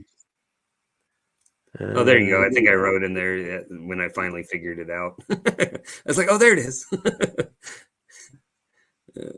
Thanks to Rick Veach for 11th hour assistance. Yeah, very cool. Now, I wanted to make sure I did not miss Stanley. So here he is. Hopefully you're still listening, Stanley. When starting out, did you have any trouble knowing what, basically, how to figure out, is this too expensive, or am I paying too much? Or is it cheap, or is it good price? I guess I can't say that I knew too much about it, but none of my art was like high-end art. So I wasn't going in and buying the stuff that was costing people the high budgets. This is just me doing research. So research got this for me more than paying it out. So it was could I have overpaid on some things? Maybe, but it was so minimal that I guess I probably didn't care, because I was like, I want that for my collection now at this point. Thank you very much. Thank you. I'm assuming Comic Art Boston, this means you are heading off to work or somewhere. But thank you for as always for stopping in whenever you can. I appreciate it, and thank you for being so nice and appreciative of Ian and him being here. I appreciate that. Yeah, thank you, Emil. Hey, Mikhail. Mikhail's just coming in, just as we're about to finish. Evening, great collection, Ian. There you go, another compliment. Yeah, thank you. There you go. But, I don't know if you want to see more or call it or whatever you want to do. No, I mean, I think if there's let's get another couple if you want, but I want to try to keep it. Yeah. Okay, we can go. We've already gone past the 2-hour mark, so we can go into. Let's say one or two of your favorite pieces at the moment or whatever. Oh, I guess I didn't even go over my favorite ones. That's how it works, right? Oh, that was just a crap. Because I love MCU, it had to go back to, I got the crossovers to the Infinity Gauntlet. So I think I wrote them. That's where I need to change it. But I think I wrote Infinity Gauntlet. I want to write the actual title to it. But yeah, I picked these two up. So these are actual crossovers to it. And literally, I mean, this is, you're looking at MCU and you see them doing, they're like Doctor Strange open up the portals. This is them before that, getting the team together. So this is the crossover during Doctor Strange's run that was a part of the Infinity Gauntlet. And, you got Pip, and I probably would chop up, is it Rimonoptera? The bull. Oh, is the name written here? I think it's Rimonoptera, I think. Or okay. Although somebody corrected me. I think I said that the other day, and I think somebody corrected me. Okay. I'd have to see it written to tell you how I would pronounce it, but yeah, I wouldn't know offhand. And there's Drax, and so yeah, this was like Firelord. Yeah, and Firelord. So it's just kind of cool. It's like a part of history to me, that it's actually connected to it. And then this one actually talks about Thanos coming in. So it says, cool. I thought it and the battle with Thanos were just some bad dream I woke up from. That means that Earth is still in danger from that rock-faced madman. So this is like in the middle of the Infinity Gauntlet. And I was I was like, that's cool. And it's got a great Doctor Strange panel down there. It's got, I think that's Eric Masterson, Thor up there. So, so that was, it's just, it was cool. The fact that I could get these, I was just super happy. I was like, that should be a part of my collection. Being happy is what it's all about when you buy art. So this one's framed, and I got to get the other one framed. But sadly, I really made it. I made it very stylized when I framed it. Well, that is a good segue then, because I guess we'll take this last question from Stanley. Stanley asks, do you like to frame much of your art? Yeah, but it takes away from buying it. It's a little bit of both. I tried to frame it, and then I've framed some of them, but there are a lot. Rintra. Rintra. Yeah. Thank you. Tiffany, nice. And then, yeah, I try to frame some, but it's going to be a slow process. And then sadly, then you get the next one, and then you're like, I need to frame that one. Then you get the next one, and you're like, I want to frame that one too. And it's like, I think I just watched that episode where the whole like house was like filled with like framed art all over it off the bottom. It's a dream, but the moment I get past this door right here, my wife's gonna be like, put it back in there. And then I do have things that have like true meaning to me. Like I care about that Blockbuster poster because that's just a stage in my life. So there's some things that'll still take my walls, even to my art still sometimes. We always have to be, those of us who are married, we have, or even if you're not married, but, if you have your significant other, we got to play the game, and yeah, on my other wall, I've got a signed thing from my hero that was a snowboarder when I was younger. So that takes up another one. And Tom Burt. So that was like Tom Burton. No, the Burton board. Not right? Burton. It's Tom Burt. He was like I came in the like late 90s, and he was this backcountry rider that was like riding for Red Bull. And this guy would go into Alaska and be dropped off and was doing these just crazy stuff back then. But yeah, that yet again another phase of my life, snowboarding. Just another phase. Yeah. To frame or not frame, shucks. Okay, it don't look like a Blockbuster. Okay, I'm not really sure what I don't know. I'm missing out on that one. Snowboarding podcast next. Yeah, that's your next phase. Yeah. Cool, man. Well, look, man. Hey, I appreciate you doing this. Thanks for being able to not only do it, but also stick around 2 hours and 15 minutes, especially because I know you got the family, the kids, and all that. So it means a lot. I really, really appreciate it, man. Thank you for having me. It was a lot of fun. Did you enjoy yourself at least? Or I loved it. A little nervous at the first sentence, but then all of a sudden I'm like, whatever. Yeah, a lot of people have told me that oh boy, as soon as I got on, I was like shitting my pants. I was but like afterwards, it's whatever. It's all right, So you realize it's just we're all among friends, so it's cool, Yeah. Thank you guys for spending the night listening to me, checking out my art. Appreciate it. Yeah, I am. Yeah, here we go. Here's a thank you, and so I'm gonna just I'm gonna put you back into the green room. Stick around for a minute or two, and I'll see you in a minute. Okay. All right. Appreciate it. Thanks. All right, guys. Great set of art. There's some compliments again. Good evening to you, Mikhail and David down under. Thank you to you as well. Perfect timing. Lunchtime is calling. Thank you so much. I appreciate it. Hopefully see you next week. And thank you, Rick. Thanks as always, of course. Scott M. Wow. A guy who hasn't said anything all night and suddenly comes in to at least say good night. I love that. Thank you, sir. Thank you. I appreciate it. I'm thank you for sticking around and watching and listening. Really, really appreciate it. And to you, Stanley. Great show. Thanks, Ian and Ruben. Thank you. Always appreciate you being here, my friend. And thank you for always asking questions. I love it when people ask questions. It's more fun that way. So really, really, really appreciate it. Thank you again, Scott. Thank you very much. So guys, real quick, just to let you know, please, if you can, tune in next week when I will be doing another one-on-one with another very new collector to the comic art hobby, Mark Yu from Asian Funk Comics. And that should be a lot of fun.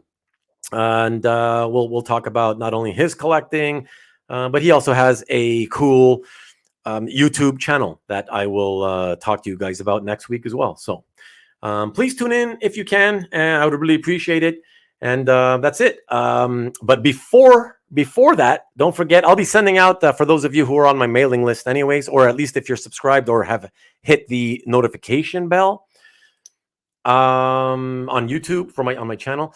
Don't forget that for anybody interested, if you want to at least see and or have an opportunity to have a first dibs on any of the Superman art from Action Comics 1048 by Mike Perkins, I will be doing a live streamed art drop at 9 a.m. next Sunday.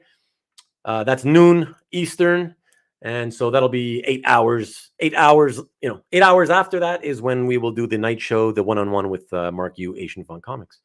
All right. So thanks again, everybody, for dropping in. As always, thank you, Hart. I appreciate it so much. Good to see you again. And number one Marvel fan, thank you. More next show, more bricks. I don't know. We'll see what we can do. We'll try to accommodate as best we can. Thanks, everybody. Really, really appreciate you. And again, yeah, we'll see you for this next week. Thank you. Bye-bye.